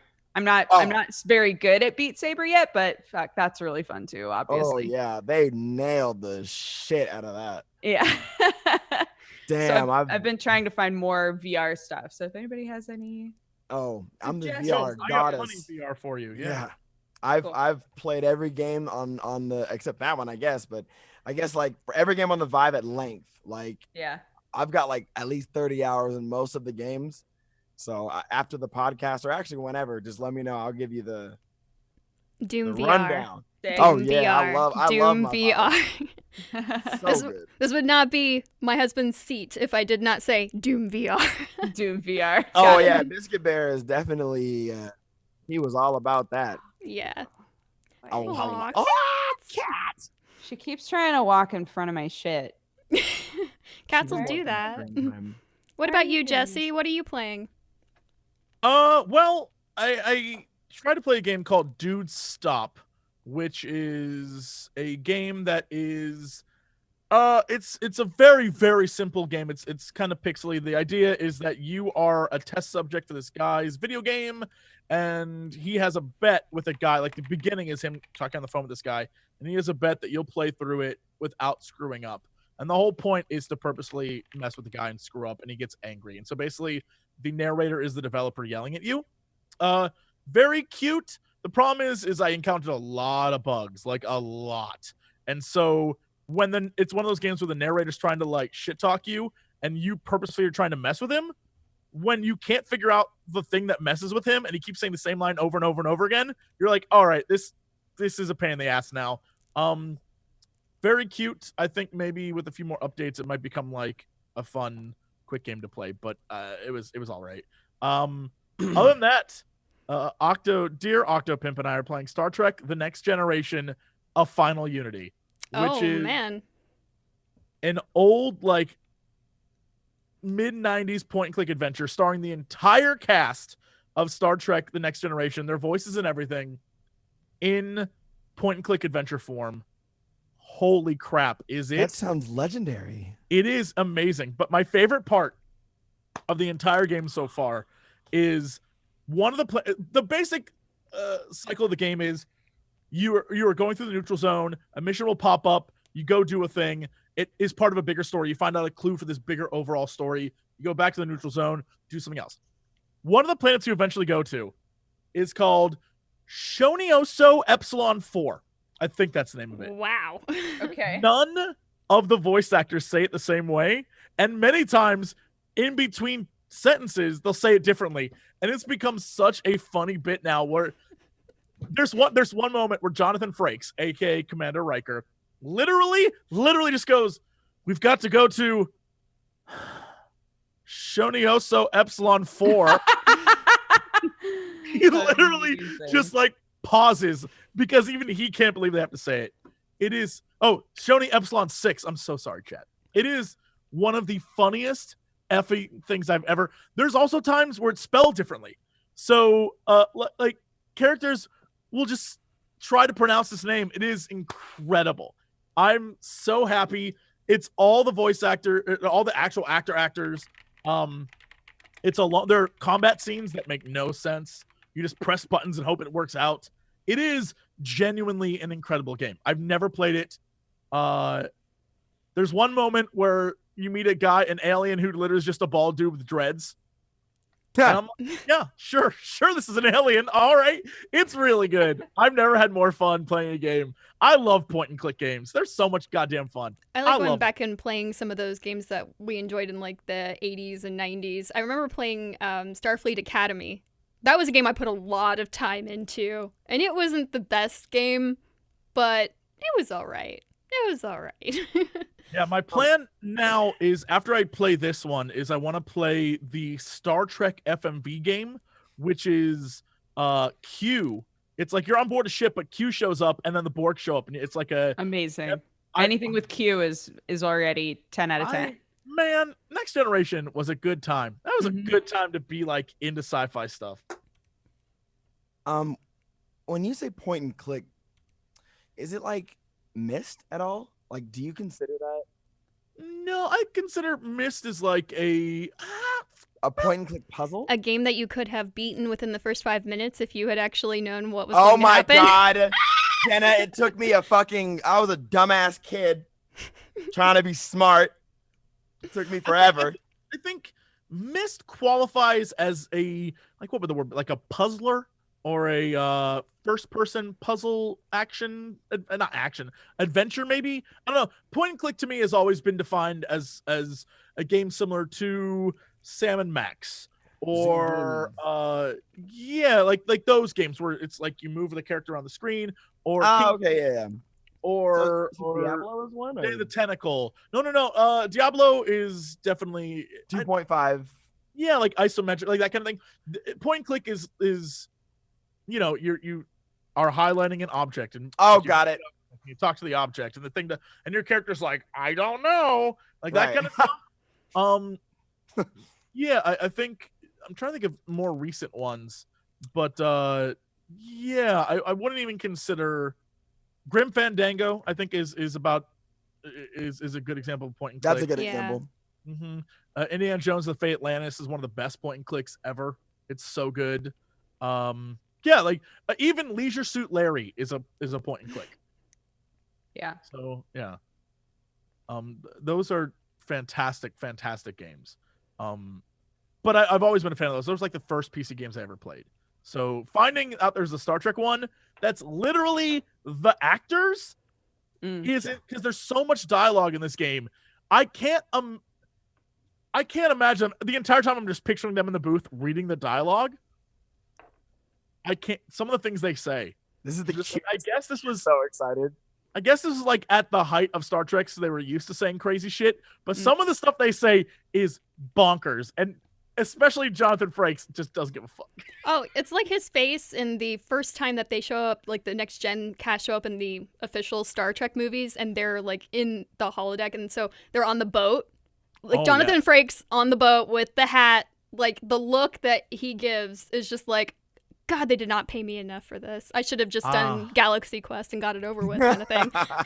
It's so good, and it has all the tropes of what you would expect in like when you do away missions. You go down, and each character, you bring 4 characters, and all 4 characters have different reactions to everything, and so each character has a different way of doing certain things. Oh my God, there's one planet where I literally sent Riker just because I was going to get him laid. That was my objective the entire time. I was like, Riker's going to go down there and bone everyone. That's the plan. We did pretty well. I'm not going to lie. We achieved our objective. Yeah. Amazing. So what a great game. So that's what I've been playing. I'm so happy I found it. Shout out to Octopimp for showing me that, because I would never have known that it existed. It sounds great. Yeah. We got it. We literally DOS boxed it. It was like free. You can just download it from the internet. I like those games. The free ones. Yeah. I mean, look, if GOG had it, I'd get it from there, but I like those free games. Now I got to go look. Oh. So Sky, tell us before we go for the day, or the week, I should say. We'll be back next week, obviously. Sky, tell us a bit about what's going on with your YouTube channel. You haven't been putting out videos recently. So you want to talk a little bit about that? Or can we expect more content from you soon? Well, yes. What a segue. There we go. Done. There's your answer. Yeah. Whoa, shit. I mean, I guess briefly, I stepped away from YouTube and because I was just a whiny brat. Like, a lot of unfair things happened to me that I felt were just terrible. But I also had a very terrible reaction to it. Like, life just isn't fair. Shit sucks, and then we die. And it's like, I'm too close to it, you know? Like, even though, yes, my channel got struck and I still can't consistently make thumbnails, and I don't have premium ads anymore, and I don't have the sponsorship thing, all because somebody at YouTube thought I was a white supremacist, which they haven't even changed. I'm still just a white supremacist for whatever reason. But I just got mad. I was just like, man, I make a video about constructive criticism of the N-word and its uses of what PewDiePie did. I get banned. But you have all these creators being like, and it's got millions of views, a line out the door to be signed. And I just kind of, it's the first time that I ever felt my race was a handicap. I've never felt that before. So I left. And then, you know, in my heart, I was like, you know what? At the end of the day, I still got Twitter. Psych. Because then I got banned for saying kick rocks. And they took away my monetization. I was about to get like a $4,000 check from Twitter videos. And that's all gone. I don't even have it now. And they leave me on read. And so it's like I just kind of gave up. And you're still verified, though, right? So you're still the verified hater. Well, yeah, because I complained enough to get it back. But My complaining skills. I can't even get a check. What about that? I mean, I definitely am a could. white, middle-aged woman in America. You are Shouldn't almost I the most get powerful that? person. I mean, Is Almost. yeah, almost. You're close. You're almost there. that's close. I mean, how can I not It's already be white men. entitled to this? That's always a fun conversation, but when it comes to more content, I'll be honest, like for me, I don't like not making stuff. Like I'm miserable not making things, but also I have made things, but I don't upload them because so far anxiety and depression just bodied me. It's kind of like, oh, try as hard as you want because YouTube will just strike you, pretend to care, and then don't. And then like, oh, it's okay, do whatever you want, but people can call you, you know, the N-word, all these racial, homophobic slurs, but I say kick rocks and I lose everything.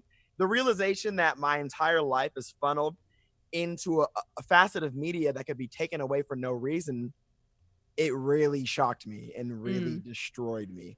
And then like, you know, it was a spiral from there. I lost a lot of relationships with best friends. I lost a lot of money, obviously. I became just a more disgusting person. So now I'm kind of in transition of asking myself, do I want to come through one last time for just for content that I have no expectation on because I don't know how people are going to receive it, or do I hang up my hat? Because I'll tell you right now, I'll tell you this right now, everybody listening and all of you, if I come back to content, it's about to be the Boondocks. Nigga, I'm about to fraud out every corrupt, all these people that had let's fake drama for money. And they got mad at me because I said no. All these snakes coming out. So it's war. But that's if I decide to do it. I don't know. I don't know if I'm right for it, you know? So that's It's a struggle. But then to add on to the sad biscuit bear, that's the biggest argument for me wanting to continue to make stuff, because he didn't have to lecture me for 30 minutes about how he likes my stuff. He didn't know that to me And at he all. did while putting like galbi in his mouth at a Korean Oh, barbecue. Yeah. Well, yeah, that one was more aggressive and angry. Oh, the one you mean the one in the convention center, like the first time you guys met? Yeah, Oh, I couldn't believe this man. that was hilarious. He did not sign shit. He just lectured me in front of like 13 people asking for an autograph from him. I was like, damn, I've never been aggressively complimented. That shit is crazy. No, it's like, I remember seeing it coming. It was just when he when he passed, it was definitely like, I was like, man, I gotta not be a bitch, and I gotta make stuff, and I do want to. I just have to think about it a little more. I'm on the same page with you. I have anxiety issues, and creating content of any kind just is like, I never felt like I couldn't even get two people to listen to me at school when I was a kid, you know. I was the nerd, I was the outcast, I was the introvert. So me having even the slightest bit of an ego to think that what I have to say matters to anybody, let alone make money off of it, is like, no, that doesn't happen. I'm supposed to be out like milking the cows on the farm like I used to. Right. And it shatters me, like, oh my God, when I see people tweet at me about wanting content, like I know they mean well and stuff. It just breaks my heart because I'm like, damn, like you don't know how much I really do want to be in that channel. But if you go to my channel right now, what's embarrassing is that you could tell immediately when depression and all that shit came crashing down. You could tell by looking at the thumbnails. Scroll down and you'll start to notice that there are more sponsored videos. There's more no thumbnails. There's more like there's less variety of content. Is like I just spiraled, and what they don't tell you when you're a YouTuber is no one's gonna save you. The same niggas that you helped out before and the people that you cared about, they're not gonna save you because everybody wants to pat you back from a distance. It's a very, very treacherous world, and if you're not relevant for even a day, it's hard. And so, you know, I want to be mad at YouTube, and I am, and I want to be mad at Twitter. But it's that immature mindset that I think will end up damning me So I don't know if I'm actually qualified to come back to content. Well, that's kind of why I Yeah. invited you to come on the podcast, is because I hadn't seen anything on your channel because I'm subbed, and I hadn't seen too much about content on your Twitter. And I was just like, you know what? Maybe Sky needs just a little change of scene. I was in Brandon Rogers' video. I was in like 3 of those. Oh, that doesn't count. Because you're right. You're right. Yeah, I'm. Ooh. What I will say is, I did make a video. It took me like 50 hours, and I'm almost done with it. And what it is it's like 4 personalities in my head debating about like what's actually going on. Oh, wow. It's pretty good. I like it a lot. And I might finish it and post it. But If it took you that long already, then it would be like me playing through Detroit and then starting over like 3/4 the way through just because Connor died in the beginning. So I know. you gotta make it. Gotta make it. I know. It's just like how do I get over wanting to just not anything bad. What I mean to say is to nicely sit down and discuss with YouTube and Twitter things that are just kind of bogus. I can't not be mad about that because I'm a petty bitch. Like, how do I beat that? I mean, Jesse, you're both of you, actually, all 3 of you. You could probably give me advice. How do I stop being a little baby and a little bitch? And how do I turn my channel from a diary about some black kid crying about dumb shit into a place that I can come back to that will work out? I think you guys are Reinvent. good. Literally reinvent. Everyone needs a makeover from time to time. It's in every rom-com ever. I don't think you should be someone who you're not. However, I feel that when it comes to you and your content, people enjoy you when you're having fun. And when you are making videos that's you hilariously mocking someone's stupidity, people love that shit. More so than when someone is an asshole and you get in a fight with them.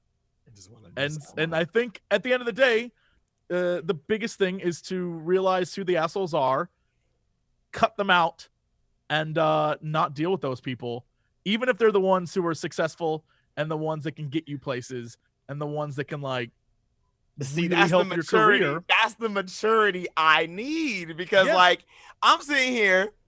I'm not gonna lie. When the Twitter thing happened, ooh, bitch, I was crying every day, and I was like, it's literally all gone. And I'm sitting here fanning myself like I was in church.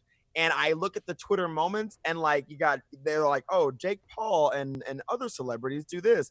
And it's like, man, I'm not too big on the Jake Paul and Logan Paul hate train. I watch it, but this nigga threw Pokeballs at Japanese officials and ridiculed a dead body. And they've been putting them in Twitter.